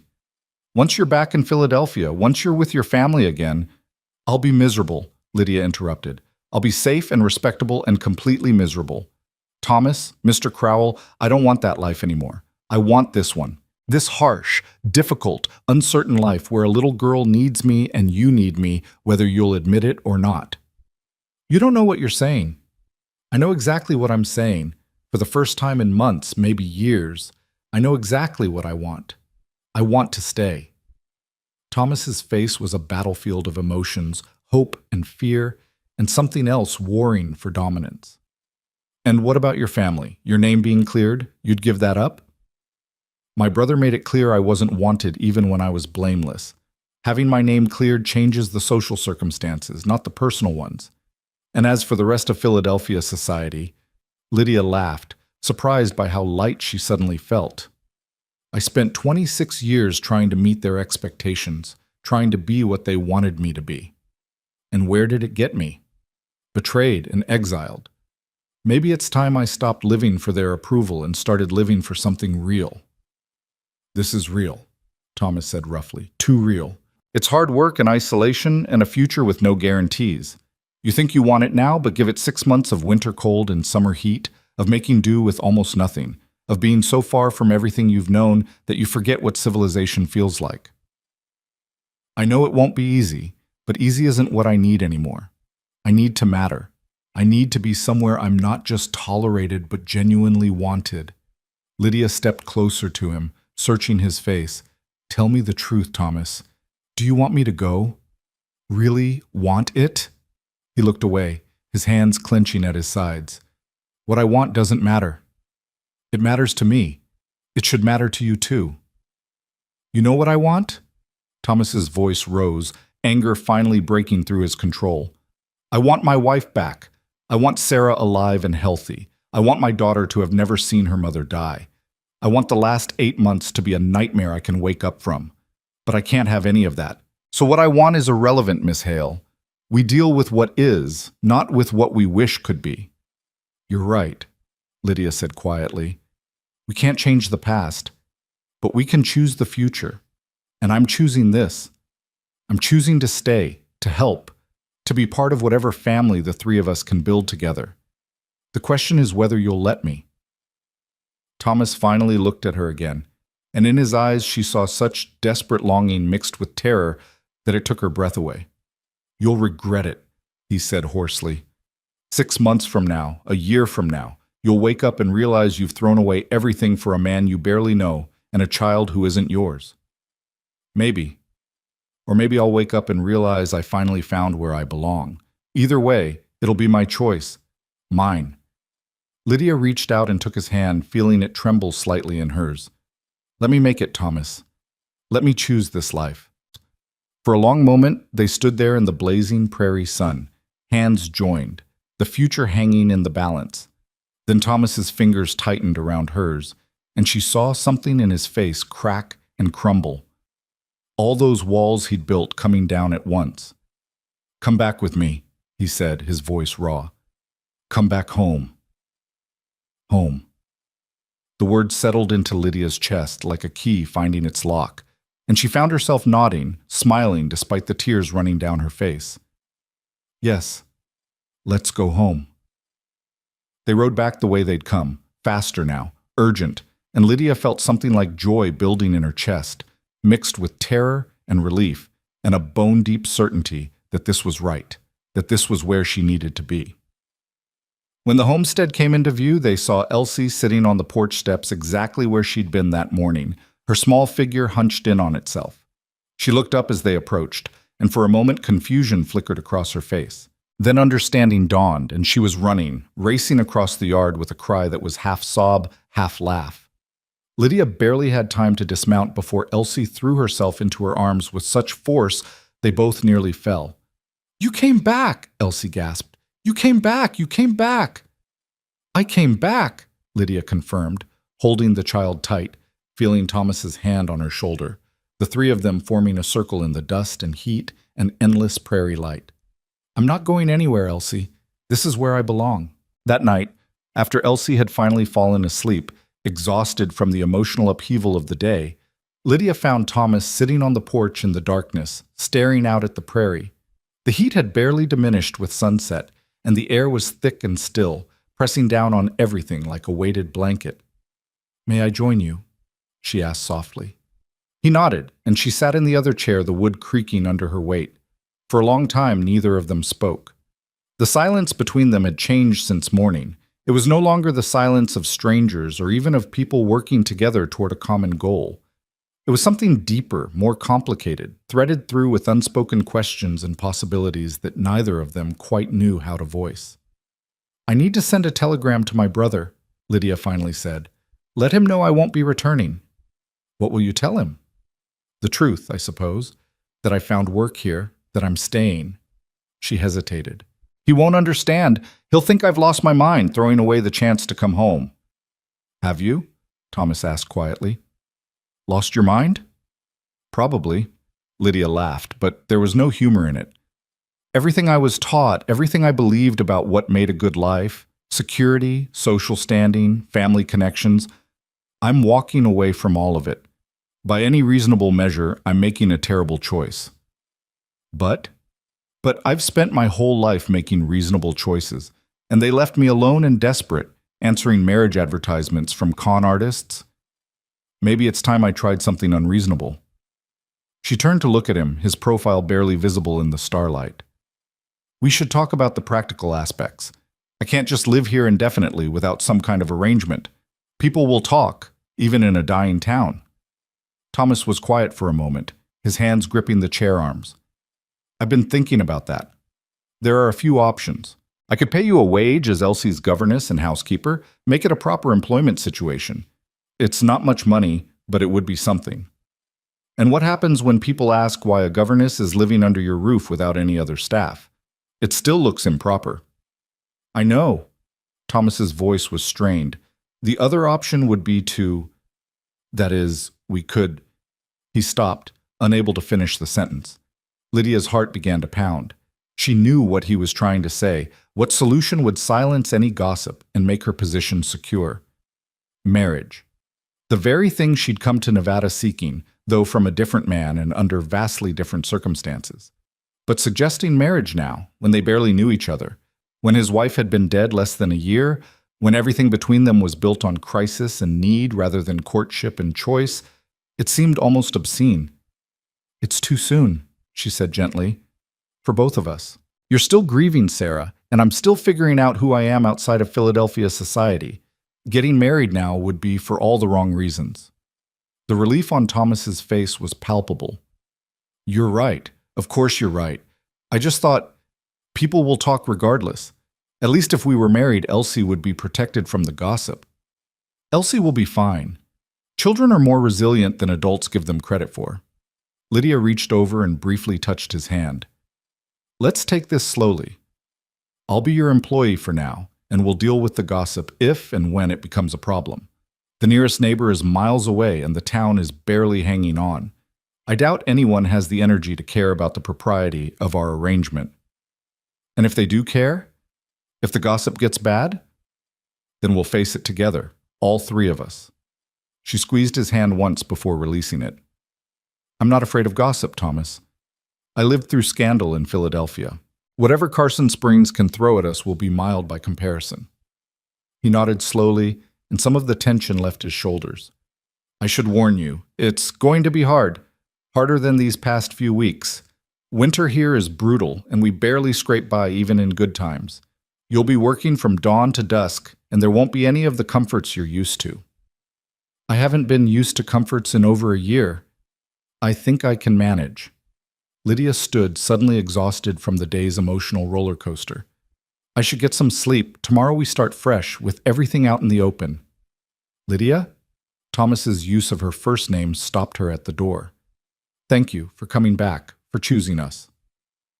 "Thank you for letting me," she said softly, and went inside before the tears threatening to spill could fall where he might see them. The next few weeks unfolded with a strange mixture of normalcy and underlying tension. Lydia threw herself into making the homestead functional, attacking projects that had been neglected during Thomas's months of grief-stricken survival. She mended clothes until her fingers ached, worked in the small vegetable garden Sarah had once tended, learned to preserve what little produce they could coax from the harsh soil. Her hands, once soft and pale, became rough and calloused. Her skin darkened from the relentless sun despite the bonnet she wore. She was transforming, becoming someone new, and part of her mourned while another part celebrated. Elsie bloomed under the attention, speaking more each day, though she still had moments of withdrawal when grief would wash over her without warning. Lydia learned to recognize the signs. The way Elsie's eyes would go distant, her hands would still whatever task they'd been doing. In those moments, Lydia would simply sit with her, not forcing conversation, just providing presence. Sometimes Elsie would cry. Sometimes she'd just lean against Lydia's shoulder until the wave passed. And slowly, the bad moments became less frequent, less intense. Thomas was the most complicated piece of the puzzle. He was unfailingly polite, grateful for everything Lydia did, but there was a distance between them that hadn't been there before her near departure. He'd pull back whenever they got too close, whenever a moment threatened to become intimate rather than merely friendly. Lydia understood. He was protecting himself, maintaining boundaries that kept him safe from further loss. But understanding didn't make it any less frustrating or painful. One afternoon, nearly a month after Lydia's decision to stay, she was hanging laundry when she heard raised voices from inside the house. Thomas and Elsie arguing about something. She hurried inside to find them facing off across the kitchen table, both upset. "What's going on?" Lydia asked. "Papa says I can't go." Elsie's voice was thick with tears. "It's the town social next week, and he says we're not going." Thomas's jaw was tight. "I said we'd see. That's different from a definite no." "It's the same thing. You always say we'll see, and then you find a reason why we can't." Elsie turned to Lydia desperately. "Tell him we should go. Please, Miss Lydia. There'll be music and dancing and other children. I haven't seen anyone my own age in months." Lydia looked at Thomas, trying to read his expression. "What's the social for?" "End of summer celebration. The town has one every year. What's left of the town, anyway. It's at the church hall." His tone suggested he'd rather do anything than attend. "It sounds nice. Why don't you want to go?" Thomas's hands clenched on the table. "Because people will stare. They'll whisper about you, about why you're living here, about whether it's proper. They'll pity Elsie for being motherless and me for being a widower who can't manage on his own. I don't need their pity or their judgment. So we hide out here forever? Never show our faces in town because someone might talk?" Lydia kept her voice gentle but firm. "Thomas, we can't live like hermits. Elsie needs to be around other people, other children. And honestly, so do we. You don't know what it's like. After Sarah died, people wouldn't leave me alone. Bringing food, offering advice, suggesting I should remarry quickly for Elsie's sake. As if any woman could just replace her mother, as if grief worked on a schedule." His voice was bitter with remembered pain. "I don't want to go through that again. I understand, but Elsie deserves normal experiences. Birthday parties, church socials, school when she's old enough. You can't keep her isolated because you're afraid of other people's opinions." Elsie watched this exchange with wide eyes, hope warring with the expectation of disappointment that had become her default. Lydia crossed to her and knelt, bringing herself to eye level with the child. "Would it really mean a lot to you? Going to the social?" "Yes," Elsie whispered. "I used to go with Mama. We'd dance and she'd let me stay up late and I'd eat pie until my stomach hurt. I miss it. I miss doing normal things." Lydia's heart clenched. She looked up at Thomas. "We should go, all three of us, as a family. Let them stare if they want to. Let them talk. We know the truth of our situation, and that's what matters." "Is it?" Thomas challenged. "Because from the outside, the truth looks pretty damning. A single woman living with a widower, no chaperone, no marriage. You think people won't draw conclusions? Let them draw whatever conclusions they want. I know I'm here to help with Elsie, to work for my keep. Anyone who wants to think otherwise says more about their own mind than about our situation." Lydia stood, facing him squarely. "But if you're worried about my reputation being damaged, I should tell you, I don't have much reputation left to damage. Philadelphia society already decided I was ruined. The opinions of Carson Springs can't hurt me more than that already did." Something shifted in Thomas's expression. "What happened in Philadelphia?" You've never said exactly what the scandal was. Lydia hesitated. She'd been avoiding this conversation, not wanting to burden him with her past mistakes. But if they were going to build something resembling a family, secrets would only poison the foundation. My cousin's husband began writing to me, she said quietly, aware of Elsie listening. Letters that started innocent enough, asking my advice about surprising my cousin with gifts, that sort of thing. But they became more personal. He'd confide in me about his worries, his dreams. I thought we were friends. I thought I was helping their marriage by being someone he could talk to. She laughed bitterly. I was naive. My cousin found the letters and assumed the worst. She accused me of trying to steal her husband, of carrying on an affair. It wasn't true, but the damage was done. My brother believed his wife over me, and society took her side. Within weeks, I was persona non grata. So you answered Patterson's advertisement because you had nowhere else to go, Thomas said, understanding dawning. Exactly.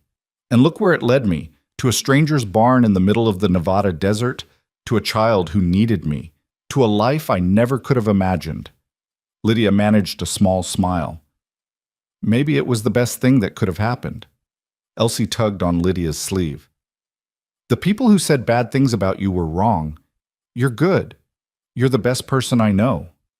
The simple, fierce loyalty in the child's voice made Lydia's eyes sting with tears. Thank you, sweetheart. That means more than you know. Thomas cleared his throat, looking uncomfortable with the emotion in the room. All right, we'll go to the social. But if it gets too uncomfortable, if people are cruel, we leave. Agreed? Agreed, Lydia said, while Elsie launched herself at her father with a squeal of delight. The week leading up to the social passed in a flurry of preparation. Lydia worked on letting out one of Sarah's dresses to fit Elsie, who'd grown in the months since her mother's death. Thomas made the trip to town to purchase fabric so Lydia could make herself something appropriate. She couldn't wear her traveling dress, which was nearly falling apart, and Sarah's clothes didn't fit her. Lydia protested the expense, but Thomas was adamant. You can't go to a social in rags. People already have enough ammunition for gossip. So Lydia spent her evenings sewing by lamplight, creating a simple dress in dark green cotton that wouldn't show the dust and dirt of prairie life. She wasn't skilled at sewing, but she did her best, and when she finally tried the finished product on, she was surprised by how well it turned out. The color brought out the green in her hazel eyes, and the simple lines suited her more than the elaborate fashions she'd worn in Philadelphia. Elsie bounced with excitement as the day approached, practicing the dance steps her mother had taught her, insisting Lydia learn them too. They waltzed awkwardly around the kitchen, Elsie humming the tunes she remembered, both of them laughing when they stumbled over each other's feet. Thomas watched these practice sessions from the doorway, his expression unreadable. Once Lydia caught him smiling, a real, genuine smile that transformed his whole face, before he realized she'd seen him and the walls came back up. The night before the social, after Elsie had gone to bed, Lydia found Thomas sitting at the table, staring at something in his hands. As she got closer, she realized it was a small daguerreotype photograph of Sarah. She was beautiful in the image, with dark hair and a shy smile, her hand resting on a young Elsie's shoulder. She would have liked you, Thomas said, without looking up. Sarah, I mean. She always said I needed someone to challenge me, to keep me from getting too set in my ways. She'd be glad you're here for Elsie. I hope so, Lydia said softly. I never want you to think I'm trying to replace her. That's not what this is. I know. Thomas finally looked up, his eyes shadowed with complex emotions. But sometimes I feel guilty for letting you in, for letting myself get used to having you here, like I'm betraying her memory by moving forward. Lydia sat down across from him. Moving forward isn't betrayal, it's survival. Sarah would want you and Elsie to be happy, wouldn't she? Yes. She made me promise, toward the end when she knew she wasn't going to make it. She made me promise I'd take care of Elsie, that I wouldn't shut the world out, that I'd let people help us. His voice cracked. I broke that promise for 8 months. I did exactly what she asked me not to do. And then you showed up, and suddenly I couldn't hide anymore. Maybe that's why I showed up. Maybe Sarah's still looking out for you both, even now. Thomas's laugh was shaky. I'd like to think so. But tomorrow night at that social, when people are whispering about us, about you, I want you to remember something. If staying here becomes too hard, If the judgment gets to be too much, I'll understand if you need to leave. I won't hold it against you." "I'm not going anywhere," Lydia said firmly. "I made my choice, Thomas. I'm not going to unmake it just because some small-minded people can't understand it." The social was held in a building that must have served as a church at some point, though Lydia suspected services were rarely held there anymore given the town's diminished population.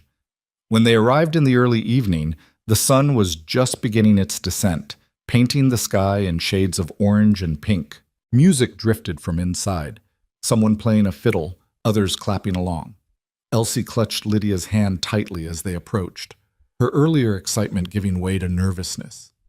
"What if the other children don't remember me? What if they don't want to play with me?" "Then you'll remind them who you are, and they'll be thrilled to see you again," Lydia said with more confidence than she felt. "You're wonderful, Elsie. They'd be lucky to have you as a friend." Thomas held the door open, and they stepped inside together. The room fell silent almost immediately. 20 or 30 people were scattered around the space, some dancing, some clustered in conversations, children running between the adults. All of them turned to stare at the newcomers, and Lydia felt the weight of those gazes like a physical thing. Then an older woman broke away from a group and hurried over, her face creasing into a genuine smile. "Thomas Crowell, is that really you? We'd started to think you'd left the territory entirely." She turned to Elsie, her expression softening. "And Elsie, my dear, look how you've grown. It's so good to see you out and about." "Mrs. Patterson," Thomas said stiffly. "Thank you. It's been a difficult time." Of course. We all understand." Mrs. Patterson's eyes shifted to Lydia with undisguised curiosity. "And who is this lovely young woman?" "This is Miss Lydia Hale. She's helping with Elsie and the household." Thomas's voice dared anyone to comment. "How wonderful."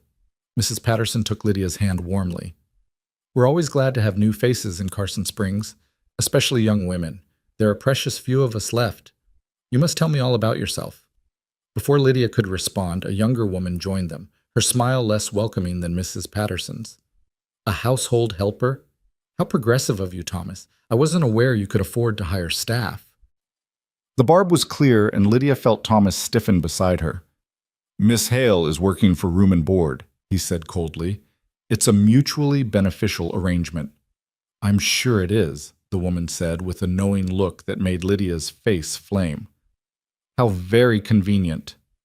"Martha, that's enough," Mrs. Patterson said sharply. "There's no call for that tone. Miss Hale, please don't mind Martha. She forgets her manners when she's had a bit too much of the punch." Martha flushed but didn't apologize. She turned on her heel and rejoined her friends, and Lydia could see them immediately huddling together, whispering and glancing over.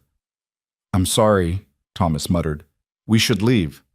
"Absolutely not," Lydia said through gritted teeth. "We came for Elsie, remember?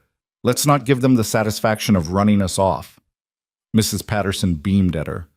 "Well said, my dear. Now, Elsie, I believe there are some children your age over by the refreshment table. Why don't you go say hello?"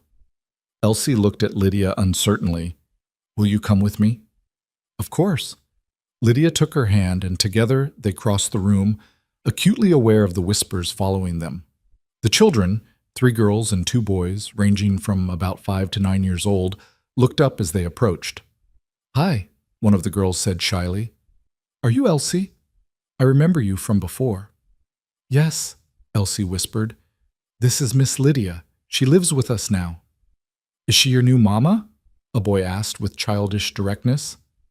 "No, she's my friend." Elsie's hand tightened on Lydia's. "My best friend." The children accepted this easily, as children do, and within minutes Elsie was swept up in their games, running and laughing as if the past months of silence had never happened.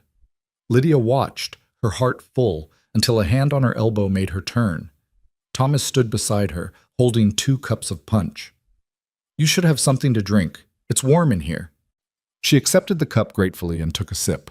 The punch was overly sweet and slightly fermented, but it was wet, and that was enough. Around them, the social resumed its previous energy, though Lydia could still feel curious eyes on them. "They're talking about us," she murmured. "Let them talk. You were right earlier. We know the truth, and that's what matters." Thomas surprised her by moving slightly closer. a subtle statement of solidarity. Besides, you look beautiful tonight. Let them talk about that instead. The compliment caught Lydia completely off guard. She looked at him, searching his face for sarcasm or mockery, but found only sincerity. "Thank you," she managed. "That's... You didn't have to say that." "I know, but it's true." He looked away, suddenly uncomfortable. "Sarah used to say I didn't compliment her enough, that I took her for granted. I don't want to make that mistake again." Before Lydia could respond, the fiddler struck up a new tune, and couples began forming on the makeshift dance floor. Thomas set down his cup and held out his hand with visible reluctance. "Would you dance? People are less likely to gossip if we act normal." "Is that the only reason?" Lydia asked, taking his hand and letting him lead her to the floor. "No," he admitted quietly as they began to move together. I wanted to." Dancing with Thomas was different from the practice sessions with Elsie. He held her properly, but carefully, as if she were made of glass and might shatter at too firm a touch. Lydia found herself acutely aware of every point of contact, his hand on her waist, her hand in his, the small space between them that felt both too much and not enough. "You're a good dancer," she said, needing to break the charged silence. "Sarah taught me. I had 2 left feet when we married, and she was patient enough to train me." A shadow passed over his face. "This is the first time I've danced since she died. We can stop if it's too painful." "No." His grip on her hand tightened slightly. "It hurts, but it also feels right, like I'm honoring her memory by living instead of just existing." They danced through 2 more songs, and gradually Lydia noticed Thomas relaxing, the rigid tension leaving his shoulders. Once she even saw him smile at something she said, a real smile that reached his eyes. And when the music ended and they stepped apart, she felt the loss of his touch like a physical thing. The evening progressed with surprising pleasantness. Mrs. Patterson introduced Lydia to several other women, most of whom were polite if reserved. A few were openly curious, asking pointed questions about her background and her plans, but Lydia answered them honestly without shame. Yes, she'd come from Philadelphia. Yes, she'd been engaged to Mr. Patterson before discovering he'd fled town. Yes, she was living at the Crowell homestead, helping with the household and Elsie's education. No, she didn't know how long she'd be staying. One day at a time. As the night wore on and the punch continued to flow, the atmosphere loosened considerably. Someone started a line dance that had everyone laughing and stumbling over the steps. Elsie danced with the other children, her face flushed with happiness, and Lydia felt tears sting her eyes at the sight of the girl so carefree and normal. It was late, well past Elsie's usual bedtime, when Thomas finally said they should head home. Elsie protested sleepily, but allowed herself to be bundled up. As they were leaving, Mrs. Patterson pulled Lydia aside. "My dear, I want you to know something. People will talk. That's inevitable in a small place like this. But don't let it drive you away. Thomas and Elsie need you. Anyone with eyes can see that you're good for them both." "Thank you," Lydia said, touched by the older woman's kindness. "That means a great deal. Just promise me something. Be careful with Thomas's heart. He loves Sarah deeply, and losing her nearly destroyed him.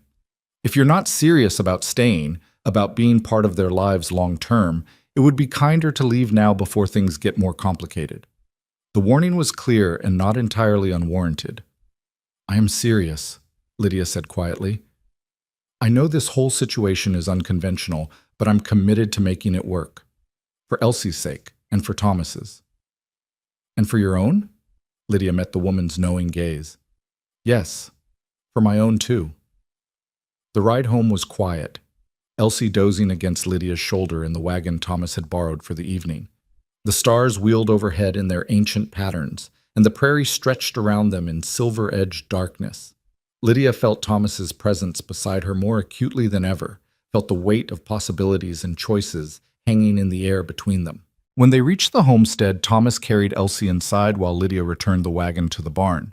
By the time she came back to the house, he'd gotten Elsie into her nightgown and tucked into bed. The child stirred as Lydia bent to kiss her forehead. "Miss Lydia, did you have fun tonight?" "I did, sweetheart. Very much." "Me too. Can we go again next time?"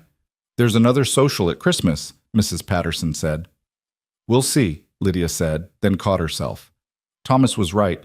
We'll see was another way of saying no without actually having to refuse. Yes, she corrected. Yes, we can go. All three of us together. Elsie smiled sleepily. Good. Because we're a family now. Families do things together.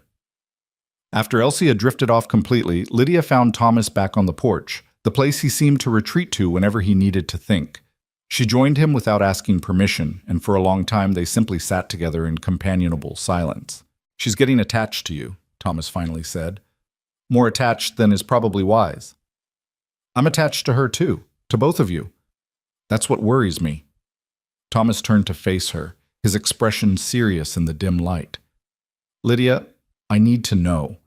Are you staying because you want to or because you feel obligated? Because if it's obligation, that's not enough foundation for what we're building here. It's not obligation, Lydia said firmly. At first, maybe it was. But now I stay because this feels like home, in a way Philadelphia never did. I stay because Elsie's laughter makes my heart feel full. I stay because... She hesitated, uncertain how much to reveal. Because why? Thomas pressed. Because when I'm with you, I feel less alone. Because you make me want to be brave enough to build something real instead of just surviving. She looked at him directly. Because I'm falling in love with this life, Thomas. With all of it, the hard work and the isolation, and the possibility of becoming something more than I was. Thomas's breath caught audibly. And what about me? Is it just the life you're falling for, or... He couldn't seem to finish the question. Lydia's heart was pounding so hard she was certain he must be able to hear it. This was the moment, she realized. The moment when everything either moved forward or stayed forever frozen in careful friendship. She could retreat, play it safe, keep things as they were. Or she could be honest, take the risk, and see what happened. Both, she whispered. I'm falling for both. The life and the man. For a heartbeat, Thomas didn't move. Then he reached over and took her hand, his fingers warm and calloused against hers. I'm not ready, he said roughly. To love again, to move on completely. Sarah's only been gone 8 months. It feels too soon, too wrong. I know, and I'm not asking you to be ready. I'm just telling you the truth. The truth is complicated for me too, because when I'm with you, I feel guilty for not grieving hard enough. And when I'm grieving, I feel guilty for not appreciating what you've brought into our lives. His thumb traced small circles on the back of her hand. I don't know how to balance it all. Maybe you don't have to balance it. Maybe you just have to feel what you feel and trust that it's okay to be confused and hurt and hopeful all at once. Lydia squeezed his hand. We don't have to figure everything out tonight, Thomas. We can take our time. Can we? Because Elsie's already decided you're her new mother, and the town's already decided we're living in sin, and I'm already so used to you being here that I can't remember what life was like before. His voice broke slightly. What if I mess this up? What if I hurt you or you hurt Elsie, or everything falls apart anyway despite our best intentions? Then it falls apart. But at least we'll have tried. Lydia shifted closer, bridging the careful distance between them. I'm not Sarah, Thomas. I'll never be her, and I don't want to be. But maybe I can be something else, something good in my own way. Thomas looked at her for a long moment, his eyes searching her face as if trying to memorize every detail. Then, slowly, carefully, he leaned forward and pressed a kiss to her forehead. It was chaste, almost brotherly, but it held a promise of something more to come when the time was right. One day at a time, he murmured against her skin. We'll figure this out one day at a time. One day at a time, Lydia agreed, and let herself lean into him, feeling his arm come around her shoulders, anchoring her to this new life she was building. Above them, the stars continued their eternal dance, and the prairie breathed its ancient rhythms, and two broken people sat together in the darkness, learning slowly how to heal. The weeks following the social brought a subtle shift to the homestead, like the change in air pressure before a storm breaks. Thomas no longer retreated quite so far when Lydia came near. Their hands would brush during ordinary tasks, passing a dish, reaching for the same tool, and neither would pull away immediately. Elsie noticed, of course, and her drawings began to show the three of them standing closer together, sometimes with their hands joined in an unbroken circle. September arrived with cooler mornings and the first hints that summer's brutal grip was finally loosening. Lydia had been at the homestead for nearly 2 months now, and the rhythm of their days had become so familiar she sometimes forgot she'd ever lived any other way. Philadelphia seemed like a story someone had once told her about a different person entirely. One afternoon, while Elsie was napping and Thomas was repairing fence posts in the far pasture, Lydia decided to tackle the one room in the house she'd been avoiding, the small storage space where Sarah's personal belongings had been boxed away. Thomas had mentioned needing to go through them eventually, perhaps donate what could be useful to others in town, but he'd never found the courage to do it. Lydia opened the door carefully, as if Sarah's ghost might object to the intrusion. Dust motes danced in the shaft of light from the single window. Several wooden crates were stacked against one wall, their contents labeled in neat handwriting. Winter clothes, books, linens, and one smaller box, set apart from the others, marked simply personal. She shouldn't open it. It felt like a violation, like reading someone's diary. But something drew her forward, and before she could talk herself out of it, Lydia was kneeling beside the box and lifting the lid. Inside were the small treasures of a woman's life. A pair of embroidered gloves, slightly worn, a cameo brooch with a crack through one side. Letters tied with ribbon, love letters from Thomas, Lydia realized, recognizing his handwriting. And at the bottom, a leather-bound journal. Lydia's hands trembled as she lifted it out.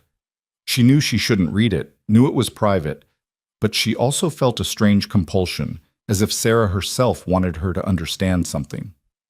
She opened to a random page dated about a year before Sarah's death. Thomas worked himself near to exhaustion again today.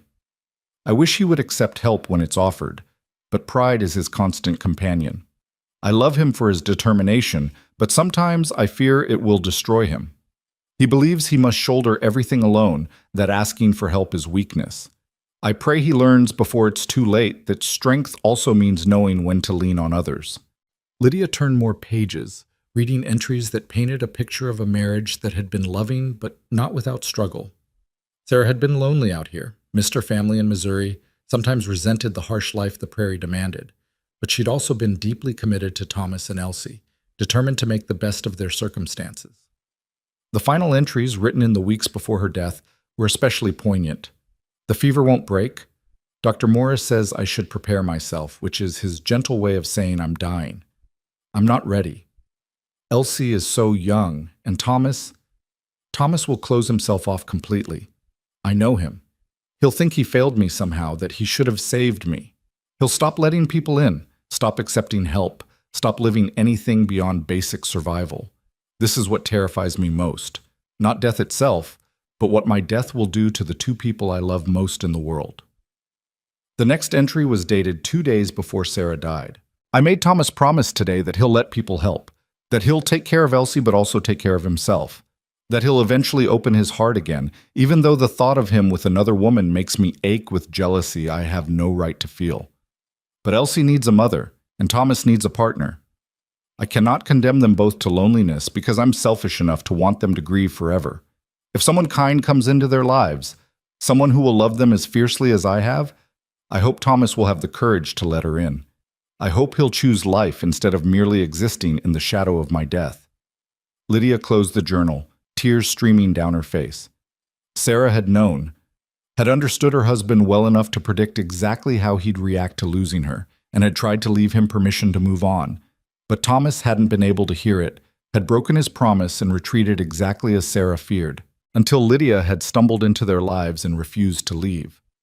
"What are you doing in here?" Lydia jumped, turning to find Thomas in the doorway. His face was unreadable, but his eyes went immediately to the journal in her hands. "I'm sorry," she said quickly, standing. "I shouldn't have opened her things. I was going to organize them, and I found this, and I'm so sorry." Thomas crossed the room and took the journal from her, staring down at it as if it were something both precious and painful. "I couldn't read it after she died.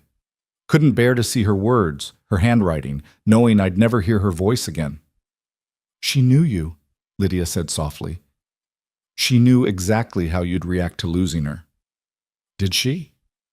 Thomas flipped through the pages without really looking at them. "Did she know I'd break my promise? That I'd shut everyone out for 8 months? that I'd nearly destroy Elsie in the process. She knew you'd try. She also hoped you'd eventually find your way back. Lydia hesitated, then added, "She wanted you to be happy again, Thomas. She gave you permission to move forward." Thomas's laugh was harsh. Permission. As if I needed permission to betray her memory. Moving forward isn't betrayal. Isn't it? She's been dead less than a year and I'm already… He stopped, jaw clenched. Already what? Lydia pressed gently. Already feeling things I shouldn't feel. Already wanting things I have no right to want. Thomas finally looked at her, and the raw emotion in his eyes made her breath catch. Already waking up thinking about you instead of her, and hating myself for it. Lydia stepped closer, closing the distance between them. Sarah wrote that she hoped someone kind would come into your lives. Someone who would love you both fiercely. Let me be that person, Thomas. Let me love you without you feeling guilty about it. I don't know how to do that. I don't know how to love someone new without feeling like I'm erasing what Sarah and I had. You're not erasing anything. Sarah will always be Elsie's mother, always be your first love, always be part of your history, but history doesn't have to be the end of the story. Lydia reached up and touched his face, feeling him tremble under her palm. Let there be a next chapter, please. Thomas closed his eyes, leaning into her touch. I'm afraid, he whispered. Afraid of losing you too. Afraid of loving you and having it ripped away. I don't think I could survive that again. You can't live your life avoiding love because you're afraid of loss. That's not living at all. It's just a slower way of dying. Lydia's thumb stroked his cheek. I'm afraid too. I'm terrified. But I'd rather be terrified and alive than safe and empty. For a long moment, they stood there in Sarah's storage room, surrounded by the remnants of a life ended too soon, and Thomas wrestled with the choice before him. Then slowly, he opened his eyes and looked at Lydia with such intensity she felt it in her bones. I do love you, he said, the words rough and unpracticed. I've been trying not to. Trying to convince myself it's too soon, too wrong, but I do, and it terrifies me. I love you too, Lydia breathed, and it terrifies me too, so let's be terrified together. Thomas pulled her into his arms then, holding her so tightly she could barely breathe, his face buried in her hair. She felt his chest heave with emotion he'd been holding back for too long, felt dampness on her neck that might have been tears. They stood like that for several minutes, just holding each other, letting the weight of everything they'd been carrying finally settle into shared burden instead of solitary suffering. When they finally pulled apart, Thomas kept one hand on Lydia's face, his expression wondering. Sarah would have liked you, he said again, but this time it sounded different. Not like an observation, but like a blessing. She would have been glad it was you. A sound from the doorway made them both turn. Elsie stood there in her nightgown, rubbing sleep from her eyes, taking in the scene with a child's uncanny ability to understand what adults try to hide. Are you and Miss Lydia going to get married? She asked with characteristic directness. Thomas and Lydia looked at each other, and Lydia saw her own uncertainty reflected in his eyes. It was too soon, wasn't it? Too fast? But then again, what was the point of waiting when they'd both already admitted the truth? Would you want that? Thomas asked his daughter carefully. If Miss Lydia and I got married? Yes! Elsie launched herself at them, and they caught her together, the three of them tumbling into an awkward embrace. Yes, yes, yes! Then she'd really be my mama, and she could never leave, and we'd be a real family. We're already a real family, Lydia said, smoothing Elsie's hair. Marriage doesn't make it more real, but yes, if your father and I decide that's the right path, would you be happy? The happiest, Elsie declared with absolute certainty. Then her face clouded slightly. But what about Mama? My first Mama, will she be sad? Thomas knelt so he was eye level with his daughter, Lydia kneeling beside him. Your Mama loved you more than anything in the world, and she wanted you to be happy, to have people who love you and take care of you. I think she'd be glad that Miss Lydia came into our lives. She wouldn't see it as replacing her. Nothing could ever do that. She'd see it as making sure you have everything you need. Can I have two mamas? Elsie asked, her voice small. One in heaven and one here? Yes, sweetheart, Lydia said, her throat tight with emotion. You can have two mamas who both love you very much." Elsie seemed satisfied with this answer. "Then you should get married soon, before winter comes and the snow makes everything hard." Thomas and Lydia exchanged glances over her head, and Lydia saw a question in his eyes. She nodded slightly, giving him permission to speak what they were both thinking. "All right," Thomas said. "We'll get married, soon, before winter." The proposal wasn't romantic in any traditional sense. There was no ring, no prepared speech, no bending knee, but somehow it felt more meaningful than any of those things could have been. A simple agreement between two damaged people to build something together, witnessed by a child who needed them both. The next few weeks were a flurry of preparation. Thomas rode to town to speak with the circuit preacher who came through once a month, arranging for a ceremony. Lydia wrote a letter to her brother, brief and factual, informing him of her plans. She didn't expect a response and didn't receive one, but she felt she owed him at least the information that she was alive and settling into a new life. Mrs. Patterson, when she heard the news, descended on the homestead with several other women in tow, insisting on helping Lydia prepare. They brought fabric for a new dress, taught her how to make a proper wedding cake with the limited ingredients available, and filled the small house with feminine chatter and goodwill that Lydia hadn't realized how much she'd been missing. "I knew it would work out," Mrs. Patterson said smugly, pinning Lydia's hem. "The moment I saw you three together at the social, I knew. You belong together." "Some people don't see it that way," Lydia pointed out, thinking of Martha and her judgmental friends. "Some people wouldn't know love if it bit them on the nose. You pay them no mind." Mrs. Patterson stood back, examining her handiwork. "There. You'll be a beautiful bride, my dear. Thomas is a lucky man." "I think I'm the lucky one," Lydia said quietly. "I came here expecting nothing and found everything." The wedding was set for a Saturday in late September. The morning dawned cool and clear, the first truly comfortable day after months of oppressive heat. Lydia woke in Sarah's room, her room now, truly, and allowed herself a moment of pure terror. She was getting married, to a man she'd known for less than 3 months, to a widower with a traumatized child on a failing homestead in the middle of nowhere.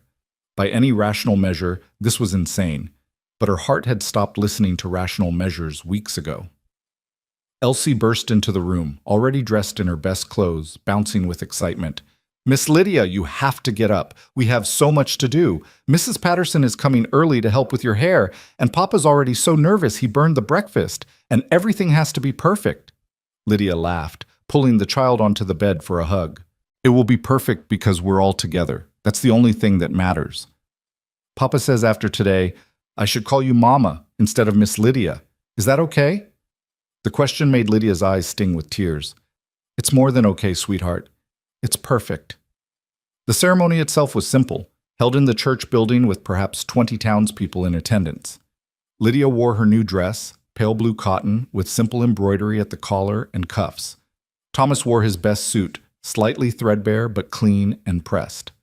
Elsie stood between them as they exchanged vows, her small hands clasped in theirs, making it clear that this marriage was a promise to all three of them, not just the adults. When the preacher pronounced them husband and wife, Thomas kissed Lydia gently, sweetly, a kiss that held promise of more to come but was appropriate for the audience watching. Elsie squealed and hugged them both, and the assembled crowd applauded with genuine warmth. The celebration afterward was modest, cake and punch, a few toasts, some dancing, but it felt joyful in a way Lydia's Philadelphia life had never been. These people might not have much, but what they had they shared freely. They welcomed her into their community without reservation now that she and Thomas had made things official, and Lydia found herself genuinely touched by their acceptance. As evening approached and guests began drifting away, Mrs. Patterson pulled Lydia aside one last time. "You've made a good choice, my dear. Thomas is a good man, and Elsie is a sweet child. They need you just as much as you need them." "Thank you," Lydia said, "for everything. Your help, your kindness, your acceptance. That's what neighbors do. And you're one of us now, truly. This is your home." Mrs. Patterson kissed her cheek and departed, leaving Lydia standing on the porch, watching the sun set over the prairie. Thomas came up behind her, wrapping his arms around her waist and resting his chin on her shoulder. "Mrs. Crowell," he murmured, "how does it feel?"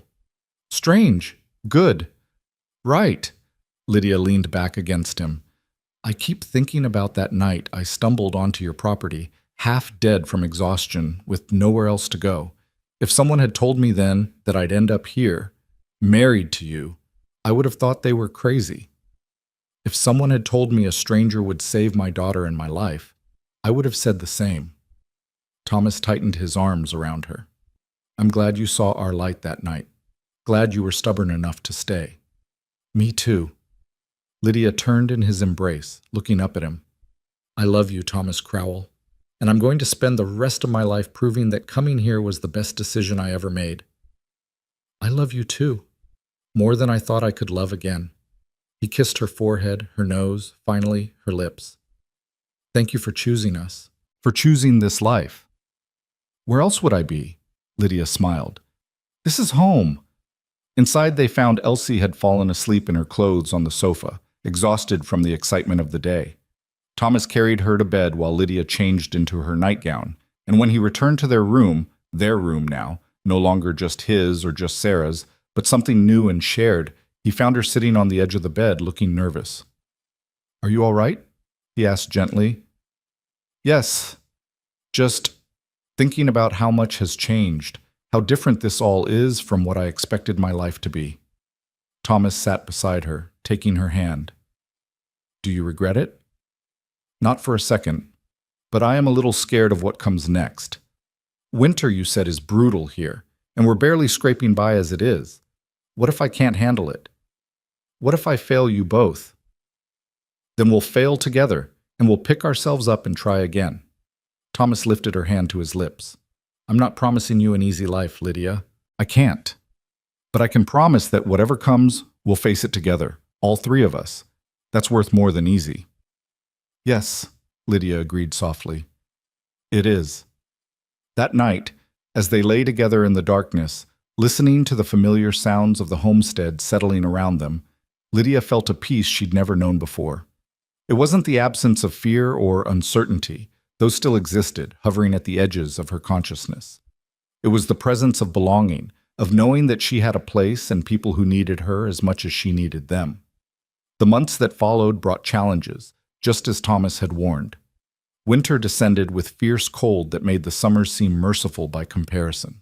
They huddled close to the fire, rationing their fuel, making every resource stretch further than seemed possible. There were days when Lydia's hands were so cold she could barely feel them, when the wind howled so loudly conversation was impossible, when she wondered if spring would ever come. But there were also moments of profound beauty, mornings when the snow transformed the harsh prairie into something ethereal and magical. Evenings gathered around the fire, Elsie tucked between her parents, listening to stories or working on lessons. The three of them learning to move together like a single organism, anticipating each other's needs, sharing work and worry and small joys. Elsie thrived, growing taller and more confident with each passing week. She called Lydia Mama, now without hesitation, though occasionally she would add, my second mama, as if to clarify that she hadn't forgotten her first. Her drawings evolved to show a house under sunshine, three figures always together, always smiling. Thomas softened in ways Lydia had never expected. The hard edges worn by grief gradually smoothed, and while he never forgot Sarah, kept her photograph on the mantel, spoke of her to Elsie with love and respect. He stopped living in the past. He laughed more, smiled more easily, reached for Lydia's hand without conscious thought. One evening in late winter, as they sat together after Elsie had gone to bed, Thomas took Lydia's hand and placed it on her own belly. Do you feel different? He asked quietly. Lydia had been wondering the same thing for weeks, but had been afraid to hope. I think so. Maybe. Mrs. Patterson stopped by while you were in town last week. Said she'd been a midwife before coming to Nevada. Said if we needed her services in the summer, she'd be honored to help. Thomas's eyes searched Lydia's face. I think she knows something we haven't confirmed yet. Would you be happy? If there was a baby? Lydia asked, suddenly nervous. It was one thing to accept a ready-made family, another to expand it. I'd be terrified, Thomas admitted. After what happened with Sarah, the thought of you going through childbirth scares me more than I can say. But yes, I'd be happy. Another piece of our life together, Another reason to build something that lasts. As winter slowly gave way to spring, Lydia's suspicions were confirmed.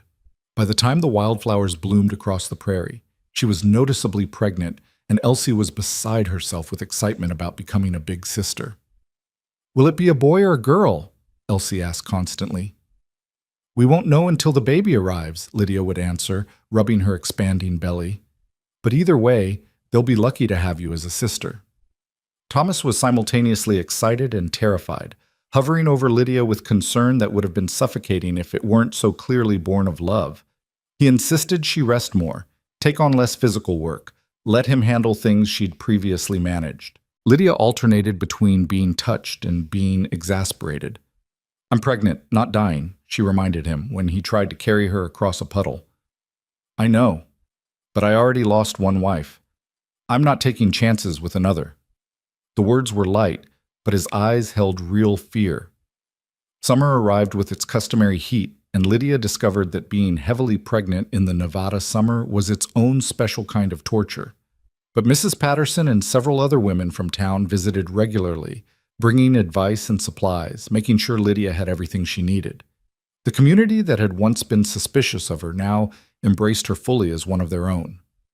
In August, on a night when the heat was finally beginning to break, Lydia went into labor. Thomas sent Elsie to stay with Mrs. Patterson while he paced the house like a caged animal, useless and terrified. The midwife, calm and competent, shooed him outside. "Let us women work. You'll only be in the way with all that nervous energy." The hours that followed were the longest of Thomas's life. He sat on the porch, listening to sounds from inside that made his heart stop, remembering another night, another woman, another ending that had destroyed him. He prayed to a higher power he wasn't sure he believed in anymore, bargained with the universe, promised anything if only Lydia and the baby would survive. Dawn was just breaking when he heard it, the sharp, indignant cry of a newborn. Thomas was on his feet instantly, but Mrs. Patterson appeared before he could rush inside. "You have a son," she announced with a tired smile. "A healthy, loud son. And your wife is fine. Exhausted, but fine. Give us a few minutes to clean up, then you can come see them." The relief was so overwhelming Thomas had to sit back down, his legs suddenly unable to hold him. A son. Lydia was fine. They were both fine. The fear he'd been carrying for months finally released its grip on his chest. When he was finally allowed inside, he found Lydia propped up in bed, pale and exhausted but smiling, holding a tiny bundle wrapped in cloth. She looked up as he approached, and her smile widened. "Come meet your son," she said softly. Thomas sat carefully on the edge of the bed, looking down at the small, scrunched face peeking from the blanket. The baby was red and wrinkled and absolutely perfect. "He's beautiful," Thomas whispered, his voice breaking. "You're both beautiful." "His name is Samuel," Lydia said.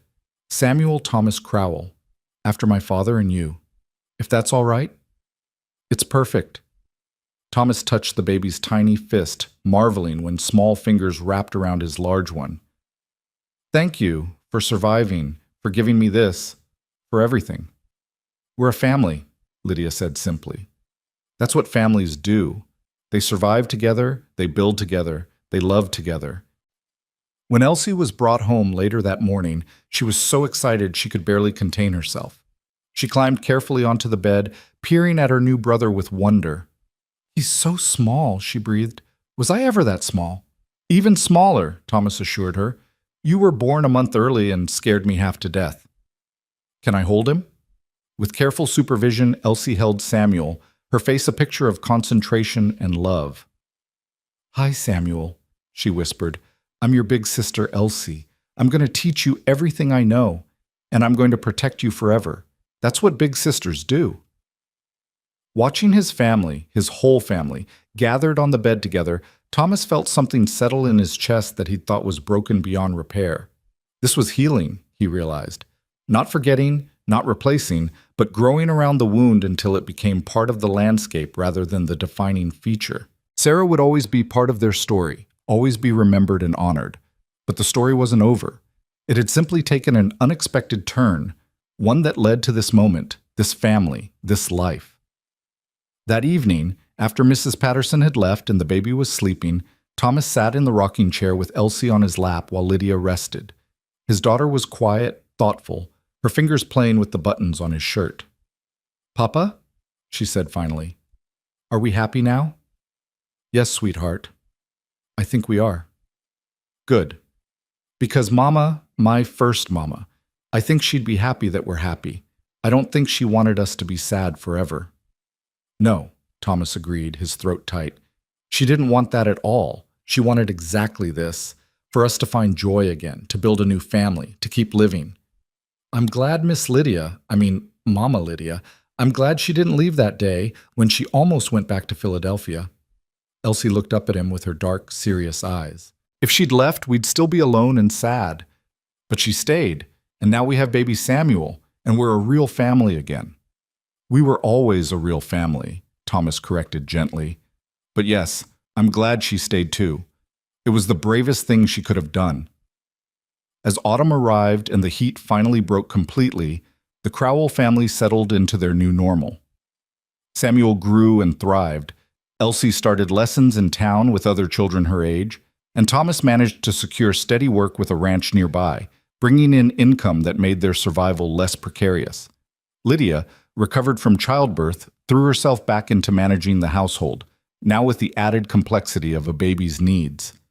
The homestead that had seemed so desolate and lonely when Lydia first stumbled onto it was now filled with life and laughter.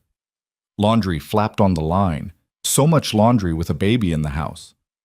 The vegetable garden Lydia had nursed back to health provided fresh produce. The sound of Elsie's voice raised in song while she did her chores drifted through open windows. One evening in late October, with winter's approach making the air crisp and clean, the whole family sat on the porch together. Thomas held Samuel while Elsie sat on Lydia's lap, and they watched the sun set over the prairie, painting the sky in shades of gold and pink and purple. "Tell the story again," Elsie requested, "about how Mama Lydia came here." It had become one of her favorite stories, the tale of how their family had been formed. Lydia smiled and began the familiar narrative. "Once upon a time, there was a woman who was lost. She'd traveled a very long way, expecting to find one thing, but instead she found something else entirely. She found a little girl who needed someone to love her, and a man who'd forgotten how to hope, and a home that needed filling with life again." "And she almost left," Elsie prompted. "Yes, she almost left. She was scared, and thought she should go back to where she came from, but a very brave little girl stopped her and asked her to stay. And even though staying seemed impossible and frightening, the woman decided to be brave too. She decided to choose love instead of safety, family instead of security. And they all lived happily ever after," Elsie finished with satisfaction. "Not quite," Lydia corrected gently. "They all lived. That's the most important part.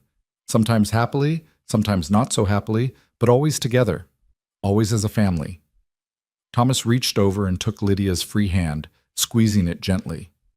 No words were necessary.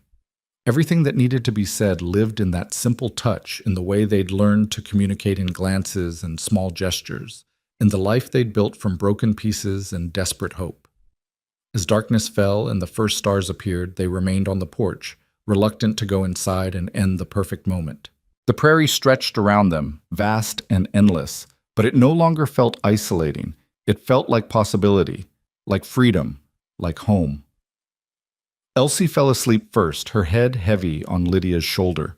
Thomas stood and carefully gathered her in his arms, carrying her inside to bed. When he returned, he took Samuel from Lydia, the baby also sleeping soundly, and disappeared to put him in his cradle.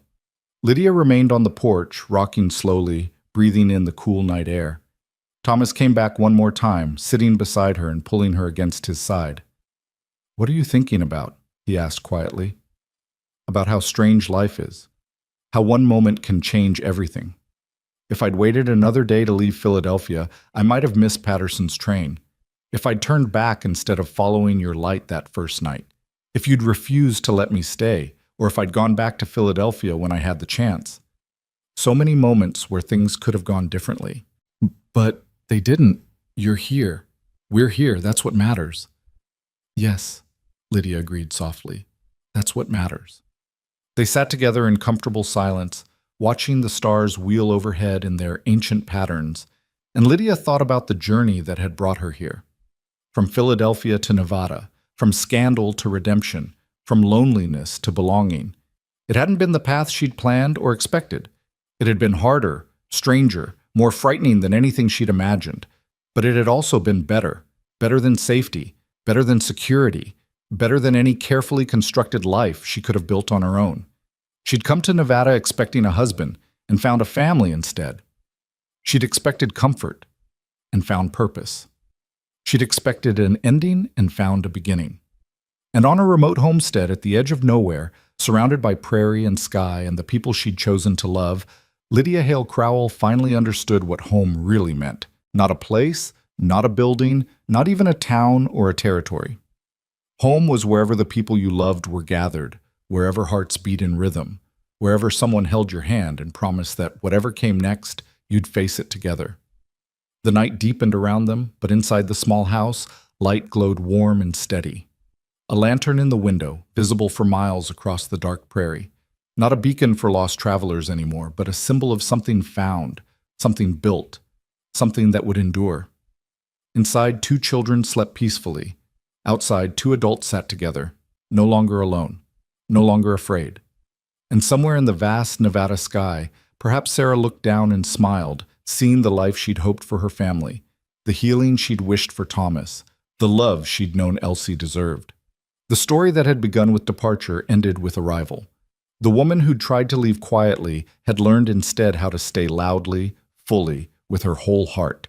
And the little girl who'd whispered, "Please don't let us be alone again," would never have to whisper those words again. They were home, all of them, together, and that was enough.